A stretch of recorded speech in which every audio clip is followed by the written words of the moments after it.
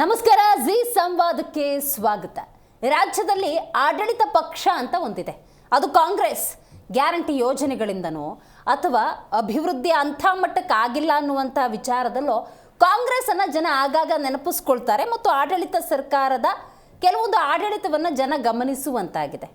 ಆದರೆ ವಿರೋಧ ಪಕ್ಷ ಅಂತ ರಾಜ್ಯದಲ್ಲಿ ಇದೆಯಾ ಅನ್ನುವಂಥದ್ದೇ ಸದ್ಯದ ಪ್ರಶ್ನೆ. ಇದ್ರೂ ನೆಟ್ಟಗಿದೆಯಾ ಅಂತ. ಯಾಕಂದರೆ ಸಮನ್ವಯತೆ ಕೊರತೆ ಅನ್ನೋದು ವಿರೋಧ ಪಕ್ಷದಲ್ಲಿ ಎದ್ದು ಕಾಣ್ತಾ ಇದೆ. ನೋಡಿ, ಕಳೆದ 2023ರ ವಿಧಾನಸಭಾ ಚುನಾವಣೆಯ ನಂತರದ ಸಂದರ್ಭದಲ್ಲಿ ನೆಲಕಚ್ಚಿದ BJPಯಲ್ಲಿ ಆ ಸಹಬಾಳ್ವೆ ಅನ್ನೋದು ಇಲ್ಲ, ಸಮನ್ವಯತೆ ಅನ್ನೋದು ಇಲ್ಲ. ಒಬ್ಬರು ಎಡಕ್ಕೆ ಹೋದರೆ ಮತ್ತೊಬ್ಬರು ಬಲ ಅನ್ನುವಂತಹ ಸನ್ನಿವೇಶ ಇವಾಗ ಪ್ರಸ್ತುತ. ನೋಡಿ, 18 ಶಾಸಕರನ್ನು ಸ್ಪೀಕರ್ UT ಖಾದರ್ ಅಮಾನತು ಮಾಡ್ತಾರೆ. ರೈಟ್, ಅಮಾನತು ಏನಿದೆ ಅದನ್ನು ರದ್ದು ಮಾಡಬೇಕು ಅನ್ನುವಂಥ ನಿಟ್ಟಿನಲ್ಲಿ ದೊಡ್ಡ ಮಟ್ಟದ ಹೋರಾಟವನ್ನು ಮಾಡಿ, ಆ ಹೋರಾಟದ ಮೂಲಕ ಕರ್ನಾಟಕ ಕಾಂಗ್ರೆಸ್ ಮತ್ತು ಸ್ಪೀಕರ್ಗೆ ಮನವರಿಕೆ ಮಾಡಿಕೊಡುವಂಥ ಪ್ರಯತ್ನದ ಒಂದು ಐಡಿಯಾ BJP ರಾಜ್ಯಾಧ್ಯಕ್ಷ ವಿಜಯೇಂದ್ರ ಅವರದ್ದು. ರೈಟ್, ಇದೆಲ್ಲವೂ ಸಾಂಗವಾಗಿ ಆಗಬೇಕಾಗಿತ್ತು. ಅಷ್ಟದಲ್ಲೇ ವಿರೋಧ ಪಕ್ಷದ ನಾಯಕ R ಅಶೋಕ್ ಅವರ ಕಡೆಯಿಂದ ಸಭಾಪತಿಗಳಿಗೆ ಪತ್ರ ಹೋಗಿದೆ. ವಿಚಾರ ಅದೇನೆ 18 ಶಾಸಕರ ಅಮಾನತನ್ನು ರದ್ದು ಮಾಡಬೇಕು ಅಂತ. ಆದರೆ ಇಲ್ಲಿರುವ ಅಸಲಿ ವಿಚಾರ ಏನು ಅಂದರೆ, ವಿರೋಧ ಪಕ್ಷದ ನಾಯಕ R ಅಶೋಕ್, BJP ರಾಜ್ಯಾಧ್ಯಕ್ಷ BY ವಿಜಯೇಂದ್ರ ಅವರ ನಡುವಿನ ಸಮನ್ವಯತೆಯ ಕೊರತೆ ಏನಾದರೂ ಆಯಿತಾ ಅನ್ನೋದೇ ಸದ್ಯದ ಪ್ರಶ್ನೆ. ಇದು ಕಾಕತಾಳೀಯವೋ ಅಥವಾ ಇಂಟೆನ್ಷನಲಿ ಕಾರಣಬದ್ಧವಾಗೇ ಏನಾದರೂ ಹಿಂಗಾಯ್ತಾ ಅನ್ನೋದು ಸದ್ಯಕ್ಕಿರುವಂಥ ಕುತೂಹಲ ಮತ್ತು ಪ್ರಶ್ನೆ. ಇದೆಲ್ಲದರ ನಡುವೆ ರಾಜ್ಯದ BJPಯ ಸದ್ಯದ ಪರಿಸ್ಥಿತಿಯನ್ನು ನಾವು ಅವಲೋಕಿಸ್ತಾ ಹೋಗೋದಾದರೆ, BJP ಅಂದಾಗ BY ವಿಜಯೇಂದ್ರ ರಾಜ್ಯಾಧ್ಯಕ್ಷರಾಗಿ ಕಂಗೊಳಿಸ್ತಾ ಇದ್ದಾರೆ. ಹಂತವಾಗಿ ಹಲವರು ಅವರಿಂದ ಅಂತರವನ್ನು ಕಾಯ್ಕೊಳ್ತಿದ್ದಾರೆ. ಮೊದಲನೇದಾಗಿ ಸೋಕಾಲ್ಡ್ ಹಿರಿಯ ನಾಯಕರು, ಒಂಟಿ ಸಲಗದ ರೀತಿ ಯಡಿಯೂರಪ್ಪ ಮತ್ತು ಅವರ ಮಕ್ಕಳ ಆಡಳಿತವನ್ನು ಸಹಿಸೋದಿಲ್ಲ ಅಂತ ಹೇಳಿದಂತಹ ಬಸನಗೌಡ ಪಾಟೀಲ್ ಯತ್ನಾಳ್ ಅವತ್ತಿನಿಂದ ಇವತ್ತಿನವರೆಗೂ ಕೂಡ ವಿಜಯೇಂದ್ರ ವಿರುದ್ಧ ಹರಿಹಾಯ್ತಿದ್ದಾರೆ, ಅಂತರವನ್ನು ಕಾಯ್ದುಕೊಂಡಿದ್ದಾರೆ. ರಮೇಶ್ ಜಾರಕಿಹೊಳಿ ಇವರು ಕೂಡ ಅಂತರವನ್ನು ಕಾಯ್ದುಕೊಂಡಿದ್ದಾರೆ. ಶ್ರೀರಾಮುಲು ಅವ್ರ ಬಗ್ಗೆ ಹೇಳೋದೇ ಬೇಡ, ಅವರು ಮತ್ತು ರಾಜ್ಯಾಧ್ಯಕ್ಷರು ಅಂದ ಸಂದರ್ಭದಲ್ಲಿ ಅಂತರ ಹೆಚ್ಚಾಗಿದೆ. ಈಗ ಸರದಿ ಅಶೋಕ್ ಅವರದ್ದ. ವಿರೋಧ ಪಕ್ಷದ ನಾಯಕರು ಅನ್ನುವಂತಹ ಬಹುದೊಡ್ಡ ಜವಾಬ್ದಾರಿ ಕೂಡ ಅವರದ್ದಾಗಿದೆ. BJP ರಾಜ್ಯಾಧ್ಯಕ್ಷರು ಅಂದ ಸಂದರ್ಭದಲ್ಲಿ ವಿಜಯೇಂದ್ರ ಅವರ ಜವಾಬ್ದಾರಿ ಬಹಳ ದೊಡ್ಡದು. ಪಕ್ಷ ಮುಂದಿನ ದಿನಗಳಲ್ಲಿ ದೊಡ್ಡ ಮಟ್ಟದಲ್ಲಿ ಸಾಧನೆಯನ್ನು ಮಾಡಬೇಕು ಅನ್ನೋದಾದರೆ, ತಳ ಊರಬೇಕು ಅನ್ನೋದಾದರೆ, ಕಡೆ ಪಕ್ಷ ಅಸ್ತಿತ್ವವನ್ನು ಉಳಿಸ್ಕೊಳ್ಬೇಕು ಅನ್ನೋದಾದರೆ ಸಮನ್ವಯತೆ ಇಲ್ಲ ಅಂದರೆ ಖಂಡಿತ ಸಾಧ್ಯ ಇಲ್ಲ. ಕಳೆದ ವಿಧಾನಸಭಾ ಚುನಾವಣೆಯಲ್ಲೇ ನೆಲಕಚ್ಚಿದೆ BJP. ರಾಜ್ಯದಲ್ಲಿ ಸಬಲವಾಗಿರುವಂಥ BJP ನಾಯಕರಿಲ್ವಾ ಅನ್ನುವಂಥ ಪ್ರಶ್ನೆ ಉದ್ಭವಿಸಿದೆ. ಇದರ ನಡುವೆ ಹಿಂಗೆ ಮಾಡಿಕೊಂಡ್ರೆ BJP ಅಧೋಗತಿಗೆ ಹೋಗುತ್ತೆ. ಶೂನ್ಯ ಸಂಪಾದನೆಯನ್ನು ಮಾಡೋದ್ರಲ್ಲಿ ಆಶ್ಚರ್ಯವೇ ಇಲ್ಲ. ಅದ್ರ ಜೊತೆಗೆ JDS ಜೊತೆಗಿನ ಮೈತ್ರಿ. ಹಾಗಾಗಿ ಸದ್ಯದ BJPಯ ಈ ನಡವಳಿಕೆಗಳು, ಈ ಬೆಳವಣಿಗೆಗಳು ಕುತೂಹಲವನ್ನು ಹೆಚ್ಚು ಮಾಡಿದೆ. ಈ ಬಗ್ಗೆಯೇ ಇವತ್ತು ಚರ್ಚೆ ಮಾಡೋಣ. ನಾನು ದಿವ್ಯಶ್ರೀ.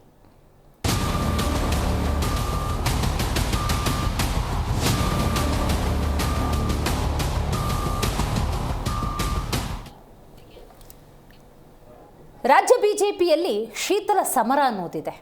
ವಿಸಿಬಲ್, ಅದು ಕಾಣಿಸ್ತಾ ಇದೆ. ಯಾರು ಏನೇ ಇಲ್ಲ ಅಂತ ಹೇಳ್ಕೊಂಡ್ರು ಕೂಡ ನೋ ಅಂತ ಯಾವುದೇ ವಾತಾವರಣ ಇಲ್ಲ. ಬಹಿರಂಗವಾಗಿ ಗೊತ್ತಾಗ್ತಾ ಇದೆ. ಬೆಲೆ ಏರಿಕೆ ವಿರೋಧಿ ಪ್ರತಿಭಟನೆಯಲ್ಲಿ ಕೇಸರಿಯ ಕಲಹ ಅನ್ನೋದು ಕಂಡು ಬರ್ತಾ ಇದೆ. ಒಂದು ಪ್ರಬಲವಾದಂಥ ವಿರೋಧ ಪಕ್ಷದ ಜವಾಬ್ದಾರಿಯನ್ನು ಜನ ಕೊಟ್ಟಾಗ ಅದನ್ನು ಕೂಡ ನೆಟ್ಟಗೆ ನಿಭಾಯಿಸೋದಿಲ್ಲ ಅಂದರೆ ಇದಕ್ಕಿಂತ ಬೇಜವಾಬ್ದಾರಿತನ, ನಿರ್ಲಕ್ಷ್ಯ ಮತ್ತೊಂದಿಲ್ಲ. 18 ಶಾಸಕರ ಅಮಾನತು ಕೈ ಬಿಡುವಂತೆ ಸ್ಪೀಕರ್ಗೆ ಪತ್ರ ಬರೆದಿದ್ದಾರೆ. ತಪ್ಪಿಲ್ಲ, ಯಾರು ಯಾವಾಗ ಹೇಗೆ ಬರೆದ್ರು ಅನ್ನೋದು ಇಂಪಾರ್ಟೆಂಟ್. ಈ ನಡುವೆ ಹೋರಾಟಕ್ಕೆ ಸಜ್ಜಾಗಿದ್ರು BY ವಿಜಯೇಂದ್ರ. ಈ ಪತ್ರದ ಮೂಲಕ ವಿಜಯೇಂದ್ರ ಪ್ರಯತ್ನಕ್ಕೆ ಹಿನ್ನಡೆ ಆಯ್ತಾ ಅಂತ ನಾವಿಲ್ಲಿ ಗಮನಿಸಬೇಕಾದ್ದು ಬೇಕಾದಷ್ಟು ವಿಚಾರಗಳಿದ್ದಾವೆ. ಇನ್ನೂ ಮುಗಿದಿಲ್ಲ ರಾಜ್ಯ BJP ನಾಯಕರ ಆಂತರಿಕ ಕಲಹ. ಯತ್ನಾಳ್, ಜಾರಕಿಹೊಳಿ, ಶ್ರೀರಾಮುಲು. ನಾನು ಆಗಲೇ ಇದನ್ನು ಉಲ್ಲೇಖ ಮಾಡ್ತಾ ಇದ್ದೆ. ಬಸನಗೌಡ ಪಾಟೀಲ್ ಯತ್ನಾಳ್, ರಮೇಶ್ ಜಾರಕಿಹೊಳಿ, ಶ್ರೀರಾಮುಲು ಇವರೆಲ್ಲರೂ ಕೂಡ ವಿಜಯೇಂದ್ರ ಜೊತೆ ಅಂತರವನ್ನು ಕಾಯ್ದುಕೊಂಡಿದ್ದಾರೆ. ಇದು ಅಶೋಕ್ ಸರದಿನ ಇದು ಅಂತ ಹಿರಿಯ ನಾಯಕರು R ಅಶೋಕ್ ಅವರು, ಬಸನಗೌಡ ಪಾಟೀಲ್ ಯತ್ನಾಳ್ ಅವರು ದೊಡ್ಡ ಹೆಸರನ್ನು ಮಾಡಿದವರು. ಇನ್ನು ರಮೇಶ್ ಜಾರಕಿಹೊಳಿ, ಶ್ರೀರಾಮುಲು ಪಕ್ಷದಲ್ಲಿ ತಮ್ಮದೇ ಆದಂತಹ ಸೇವೆಯನ್ನು ಸಲ್ಲಿಸಿ ದೊಡ್ಡ ಮಟ್ಟದ ಹೆಸರು ಮಾಡಿದವರೆಲ್ಲ ಸಮನ್ವಯತೆಯ ಕೊರತೆಯಿಂದ ಹಾದಿರಂಪ ಬೀದಿರಂಪವನ್ನು ಮಾಡಿಕೊಂಡ್ರೆ ಅದೇನೋ ಶಿಸ್ತು ಅಂತಾರೆ.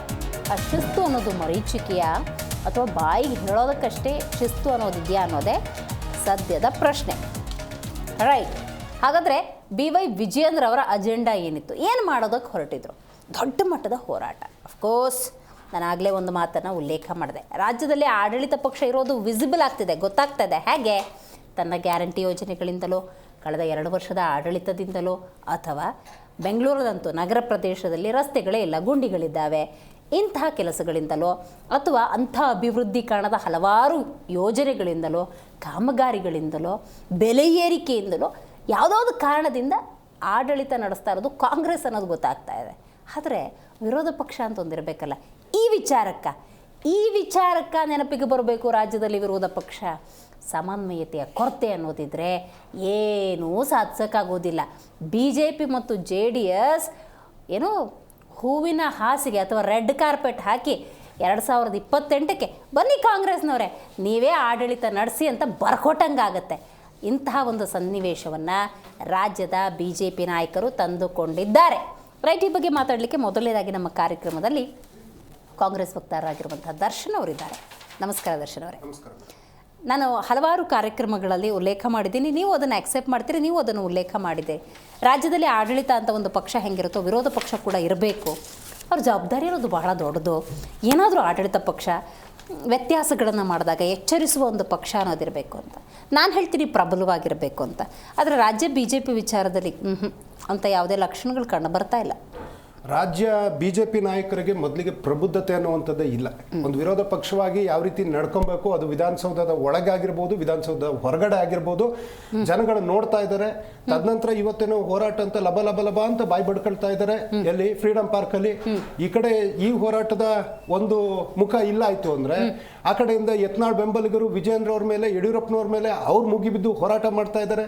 ಇನ್ನು ಈ ಕಡೆ JDS ನ ವಿರೋಧ ಪಕ್ಷದ ನಾಯಕರು ಸುರೇಶ್ ಬಾಬು ಅವರು ಹೇಳಿದ್ರು, ನಮಗೆ ಯಾವುದೇ ರೀತಿಯಾದಂತಹ ಇನ್ವಿಟೇಷನ್ ಅನ್ನ ಕೊಟ್ಟಿಲ್ಲ, ನಮ್ಮನ್ನ ಜೊತೆಗೆ ಕರ್ಕೊಂಡು ಹೋಗ್ತಾ ಇಲ್ಲ, ನಮ್ಮಿಬ್ಬರ ನಡುವೆ ಸಮನ್ವಯದ ಕೊರತೆ ಇದೆ ಅನ್ನುವಂಥದ್ದನ್ನ ನೇರ ಆರೋಪವನ್ನ ಯಾರು ಸುರೇಶ್ ಬಾಬು ಅವರು ಮಾಡಿದ್ದಾರೆ. ಇಷ್ಟೆಲ್ಲ ಆಗಿರ್ಬೇಕಾದ್ರೆ ನಾವು ಹೋರಾಟಗಳನ್ನ ಮಾಡಿದ್ವಿ. ಯಾವಾಗ? ನಾವು ವಿರೋಧ ಪಕ್ಷದಲ್ಲಿದ್ದಾಗ. ಅದು ಕೇವಲ ಕರ್ನಾಟಕ ಅಲ್ಲ, ನಾವು ನವದೆಹಲಿಗೆ ಹೋಗಿ ಜಂತರ್ ಮಂತರ್ಲಿ ಕೂತ್ಕೊಂಡು ಪ್ರತಿಭಟನೆಯನ್ನ ಮಾಡಿದ್ವಿ. ಯಾವ ಒಂದು ವಿಚಾರಕ್ಕೆ? ಅಥವಾ ಅವತ್ತಿಂದ ಇಲ್ಲಿ ತನಕ ನಮಗೆ ಪರಿಹಾರ ಸಿಕ್ಕಿದ್ಯಾ? ಪರಿಹಾರ ನಗಣ್ಯ. ಕರ್ನಾಡಿಗೆ ನಾಡದ್ರೋಹದ ಕೆಲಸವನ್ನ BJP ಮಾಡ್ತಾ ಇದ್ದಾರೆ. ಬಹಳ ಮುಖ್ಯವಾಗಿ ನೀವು ಬೆಲೆ ಏರಿಕೆ ಅನ್ನೋ ವಿಚಾರದಲ್ಲಿ ಇವರು ಚರ್ಚೆ ಇವತ್ತು ಏನು ಪ್ರತಿಭಟನೆ ಅಂತ ಮಾಡ್ತಾ ಇದ್ದಾರೆ. ಮೊದಲಿಗೆ ಅವರ ನಾಯಕರ ನಡುವೆ ಒಂದು ಸಮನ್ವಯದ ಕೊರತೆ ಎದ್ದು ಕಾಣಿಸ್ತಾ ಇದೆ. ಅನೇಕರ ಅನುಪಸ್ಥಿತಿ ಅಲ್ಲಿ ಎದ್ದು ಕಾಣಿಸ್ತಾ ಇರ್ತಕ್ಕಂಥದ್ದು ನಾವು ನೋಡ್ತಾ ಇದ್ದೀವಿ.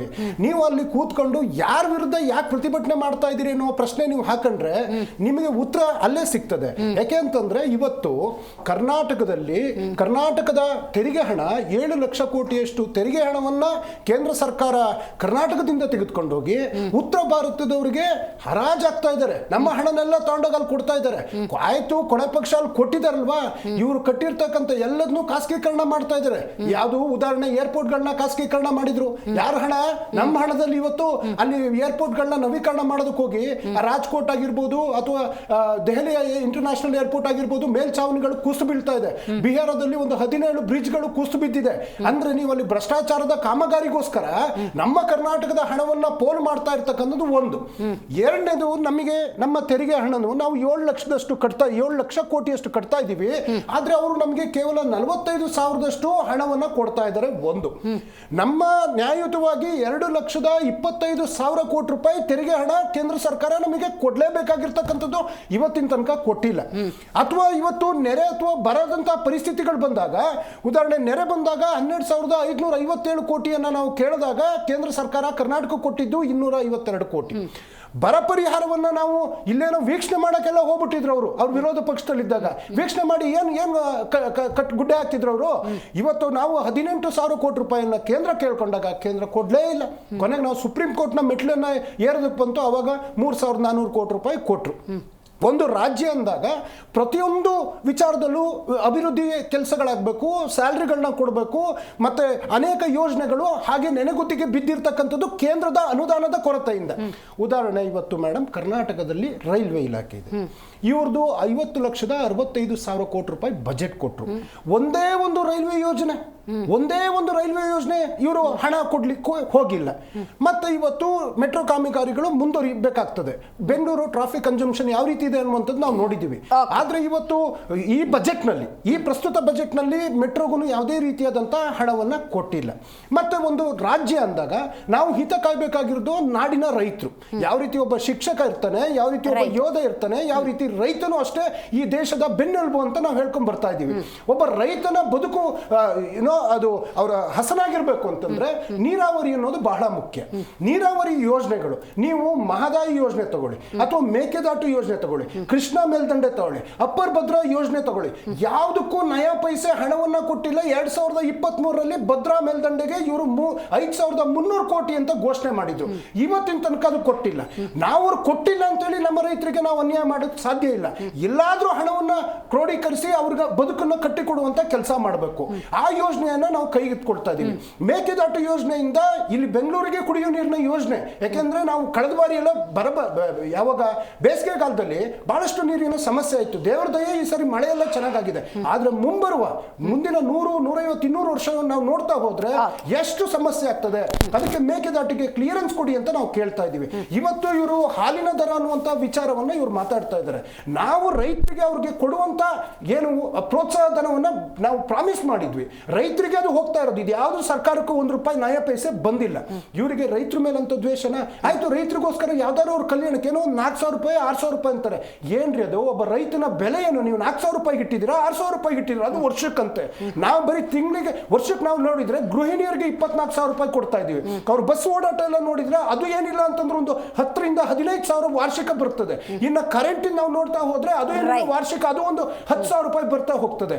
ಹೀಗೆ ಮಿನಿಮಮ್ ಅಂದ್ರೆ ಒಂದು 55-60 ಸಾವಿರದಷ್ಟು ಒಂದು ಕುಟುಂಬಕ್ಕೆ ಪ್ರತಿ ವರ್ಷ ನಾವು ಒಂದು ಧನ ಸಹಾಯ ಮಾಡುವಂತ ಕೆಲಸ ಮಾಡಿದ್ದೀವಿ. ಆದ್ರೆ ಕೇಂದ್ರ ನಾಡಿನ ಸಾಮಾನ್ಯ ಜನರಿಗೆ, ಮಹಿಳೆಯರಿಗೆ, ವಿದ್ಯಾರ್ಥಿಗಳಿಗೆ ಯಾವುದೇ ರೀತಿಯಾದಂಥ ಅನುಕೂಲ ಮಾಡುವಂಥ ಕೆಲಸ ಮಾಡಿಕೊಟ್ಟಿಲ್ಲ. ಅಥವಾ ನಮಗೆ ಬರಬೇಕಾಗಿರ್ತಕ್ಕಂಥ ನ್ಯಾಯಯುತವಾದಂಥ ತೆರಿಗೆ ಹಣ, ನಮಗೆ ಬರಬೇಕಾಗಿರ್ತಕ್ಕಂಥ 14-15ನೇ ಹಣಕಾಸು ಆಯೋಗದ ಹಣ, ನಮ್ಮ ಕರ್ನಾಟಕದ ಸದೃಢ ಅಭಿವೃದ್ಧಿಗೆ ಬೇಕಾಗಿರ್ತಕ್ಕಂಥದ್ದು ಯಾವ ಇಲಾಖೆಗಳನ್ನ ತಗೊಂಡ್ರು ಅದಕ್ಕೂ ಸಮೇತ ನಯಾ ಪೈಸೆ ಕೊಡೋದನೆ ಇವತ್ತು ಇವರಲ್ಲಿ ಬೀದಿನಲ್ಲಿ ಕೂತ್ಕೊಂಡು ಹೋರಾಟ ಮಾಡ್ತಾ ಇದ್ದಾರೆ. ನಿಮ್ಮ ಹೋರಾಟ ಏನಿದ್ರು ಅದು ಡೆಲ್ಲಿ ನರೇಂದ್ರ ಮೋದಿ ಅವರಿಗೆ ಕೇಳಬೇಕು, ನಿರ್ಮಲಾಕ್ಕನಿಗೆ ಕೇಳಬೇಕು. ಇಲ್ಲಿಂದ ಹಣಕಾಸು ಸಚಿವರಾಗಿ ಅಲ್ಲಿಗೆ ಹೋಗಿದ್ದಾರಲ್ಲ, ನಿಮ್ಮ ಕೊಡುಗೆ ಏನು ಕರ್ನಾಟಕಕ್ಕೆ ಅಂತ ಬಿಜೆಪಿ ತಮ್ಮ ಅಂತರಾಳವನ್ನ, ತಮ್ಮ ಆತ್ಮವನ್ನ ಪ್ರಶ್ನೆ ಮಾಡ್ಕೊಬೇಕು ಅಂತ ಈ ಮೂಲಕ ಹೇಳ್ತೀನಿ ಮೇಡಮ್. ಈ ಬಗ್ಗೆ ಮಾತಾಡಲಿಕ್ಕೆ ಇದೀಗ ನಮ್ಮ ಕಾರ್ಯಕ್ರಮದಲ್ಲಿ ಬಿಜೆಪಿ ವಕ್ತಾರಾಗಿರುವಂತಹ ಬಿ.ವಿ. ಗಣೇಶ್ ಅವರು ಕೂಡ ಜಾಯ್ನ್ ಆಗಿದ್ದಾರೆ. ಸರ್ ನಮಸ್ಕಾರ. ನಮಸ್ಕಾರ. ರಾಜ್ಯದಲ್ಲಿ ವಿರೋಧ ಪಕ್ಷ ಅಂತ ಏನಾದರೂ ಇದೆಯಾ ಸರ್? ಇದ್ರೂ ಸಮನ್ವಯತೆ ಅನ್ನೋದು ಇದೆಯಾ? ನಿಮ್ಮಲ್ಲೇ ಆಂತರಿಕವಾಗಿ ಇಷ್ಟೊಂದು ಸಂಬಂಧಗಳಲ್ಲಿ ಸಮಸ್ಯೆ ಇದೆ ಅನ್ನೋದಾದರೆ JDS ಜೊತೆ ಮೈತ್ರಿ ಮಾಡ್ಕೊಂಡು ಏನು ಮಾಡ್ತೀರಿ ಸರ್? ಅಂದರೆ ಈಗ ನಾನು ಪಕ್ಷಗಳೇನ ಸಮನ್ವಯ ಇದೆಯೋ ಇಲ್ವೋ, ಕೊರತೆ ಇದೆಯೋ ಇಲ್ವೋ ಆ ವಿಚಾರ ಪಕ್ಕಕ್ಕೆ ಇಡ್ತೀನಿ. ಯಾತಕ್ಕೆ ಅಂತಂದರೆ ಹೀಗೆ ನಮ್ಮ ಹೋರಾಟ ಇರೋದು ಜನಪರವಾದ ಹೋರಾಟ. ಜನಗಳಿಗೆ ಪ್ರತಿ ದಿವಸ ಆಗ್ತಾ ಇರತಕ್ಕಂಥ ಕಷ್ಟಗಳ ಬಗ್ಗೆ ಮಾತಾಡ್ತಿದ್ದೀನಿ. ಅವರು ಈಗ ಕಷ್ಟಗಳ ಬಗ್ಗೆ ಮಾತಾಡೋಣ ಸರ್. ನನ್ನ ಹಿಂದೆ ನೀವು ನೋಡ್ಬೋದು ಬಿಜೆಪಿ ಪತ್ರ ಕಗ್ಗಂಟು, ಹೋರಾಟದಲ್ಲಿ ಒಡಕು ಅನ್ನೋದೇ ಇವತ್ತಿನ ನಮ್ಮ ಸಬ್ಜೆಕ್ಟ್. ಹೊಡಕಿದೆ ಮೇಡಮ್. ಒಡಕು ಅನ್ನೋದಕ್ಕಿಂತ ಹೆಚ್ಚಾಗಿ ಸರಿ ಮಾಡ್ಕೊಂಡು ಹೋಗ್ತೀವಿ. ನಾನು ಸಾವಿಲ್ಲದ ಮನೆಯಲ್ಲಿ ಸಾಸಿವೆ ಕಾಳು ತಗೊಂಬ ಅಂದಂಗೆ ಎಲ್ಲ ಪಕ್ಷಗಳಲ್ಲೂ ಒಡಕಿದೆ, ನಮ್ಮ ಪಕ್ಷದಲ್ಲಿ ಒಡಕಿದೆ, ಸರಿ ಮಾಡ್ಕೊಂಡು ಹೋಗ್ತೀವಿ.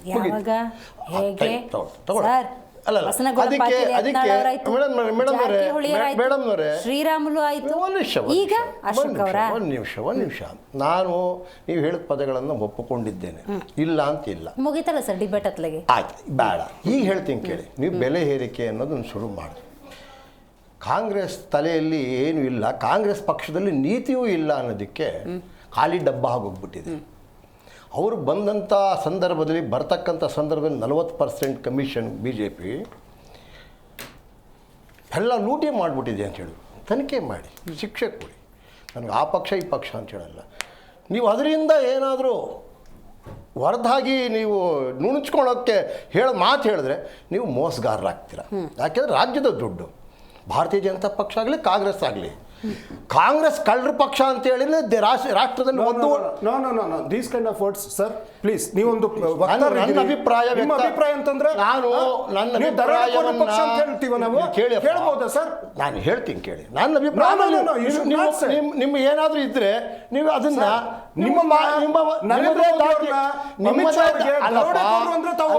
ನಿಮ್ಮದೇ ದಾಟಿಯಲ್ಲಿ ನಾನು ಹೇಳ್ತೀನಿ, ನಿಮ್ಮದೇ ದಾಟಿಯಲ್ಲಿ ನಿಮ್ಮ ಪದಗಳನ್ನ ಸರಿ ಆಯ್ತು ಆಯ್ತು.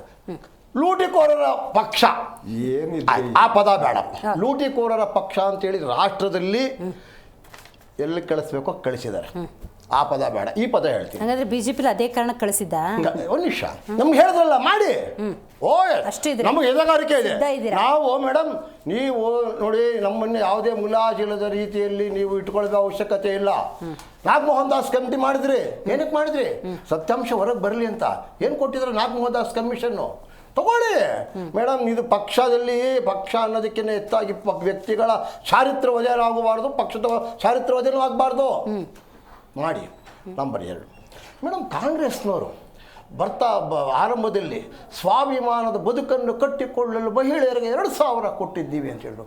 ಸ್ವಾಭಿಮಾನದ ಬದುಕಲ್ಲಿ ಬರೀ ಸಂಕಟನೇ ತುಂಬಿದೆ ಅಲ್ಲ ಮೇಡಮ್, ಸಂತೋಷ ಎಲ್ಲಿದೆ ಮೇಡಮ್? ಏನು 2,000 ರೂಪಾಯಿ ಕೊಟ್ಬಿಟ್ಟು ನೀವು ಯಾವುದ್ರಲ್ಲಿ ಹಾಲು ಬಿಟ್ರ ಏನು ಬಿಟ್ಟಿದ್ದೀರಪ್ಪ ನೀವು? ಯಾವ ಬೆಲೆ? ಮೆಟ್ರೋ ಬಿಟ್ರ, ಹಾಲು ಬಿಟ್ರ, ಅಲ್ಲಿ ಪೆಟ್ರೋಲ್ ಬಿಟ್ರ, ಡೀಸೆಲ್ ಬಿಟ್ರ, ಏನು ಬಿಟ್ಟಿದ್ದೀರಾ? ಹಾಲಿಂದ ಆಲ್ಕೋಹಾಲ್ವರೆಗೂ ಹೋದ್ರಿ. 4 ರೂಪಾಯಿ ಈ ಒಂದೇ ಬಾರಿ ಎಲ್ಲ ಬೆಲೆ ಏರಿಕೆ ಅಲ್ಲ. ಯಾವ್ದು ಬಿಟ್ಟಿದ್ರೆ ಹೇಳಿ, ಇಂಥದ್ದು ಬಿಟ್ಟಿದ್ರೆ. ಗಾಳಿ ಒಂದು ಬಿಟ್ಟು ಕಸ, ಬೆಂಗಳೂರಲ್ಲಿ ಕಸ ಹಾಕಿದ್ರೆ ಕಸಕ್ಕೂ ಮನೆ ಟ್ಯಾಕ್ಸು ಹೇಳ್ತಾ ಹೋಯ್ತು ಅಂತಂದ್ರೆ ಅವ್ರ ಹನುಮಂತನ ಬಾಲನ್ ತರ ಹೋಗ್ಬಿಡ್ತದೆ. ಕಾಂಗ್ರೆಸ್ ಜನಪರ ನೀತಿ ಇಲ್ಲದೇ ಇರತಕ್ಕಂಥ, ಜನರ ಬಗ್ಗೆ ಕಾಳಜಿ ಇಲ್ಲದೇ ಇರತಕ್ಕಂಥ, ಅಧಿಕಾರದ ಲಾಲಸೆ ಇರತಕ್ಕಂಥ ಏಕೈಕ ಪಕ್ಷ ಕಾಂಗ್ರೆಸ್ ಪಕ್ಷ. ಈಗಲೂ ಸರ್ವೆಗೆ ಹೋದ್ರೆ ಕಳೆದ 2 ವರ್ಷಗಳ ಅವಧಿ ಅಂತ ನೋಡೋದಾದ್ರೆ ಜನಸಾಮಾನ್ಯರ ಬಗ್ಗೆ ಗ್ಯಾರಂಟಿನ ಪ್ರಶ್ನೆ ಮಾಡಿದ್ರೆ ಏನಂತಾರೆ ಅಂತ ನಿಮ್ಮ ಅಭಿಪ್ರಾಯ? ಮೇಡಮ್ ನಾನು ಹೇಳಲ್ಲ, ನೀವೇ ಹೇಳಿ. ಯಾಕೆ ಅಂತಂದರೆ ಜನಗಳ ಬಗ್ಗೆ ಬಹಳಷ್ಟು ಕನ್ಸರ್ನ್ ಆ್ಯಂಡ್ ಕಮಿಟ್ಮೆಂಟ್, ಕಳಕಳಿ ಇರೋರು ನೀವೇ ಹೇಳಿ ಮೇಡಮ್. ಇವತ್ತು ಜನ ನಮ್ಗೆ ಯಾಕೆ ಕೊಟ್ಟರು? 2,000 ಕೊಟ್ಟು ನಮ್ಮನ್ನು ಬೀದಿಯಲ್ಲಿ ನಮ್ಮ ಬಗ್ಗೆ ಹೇಳ್ಕೊಳ್ಳೋಕೆ ಅವಹೇಳನ ಮಾಡೋ ರೀತಿಯಲ್ಲಿ ಇಟ್ಬಿಟ್ರು.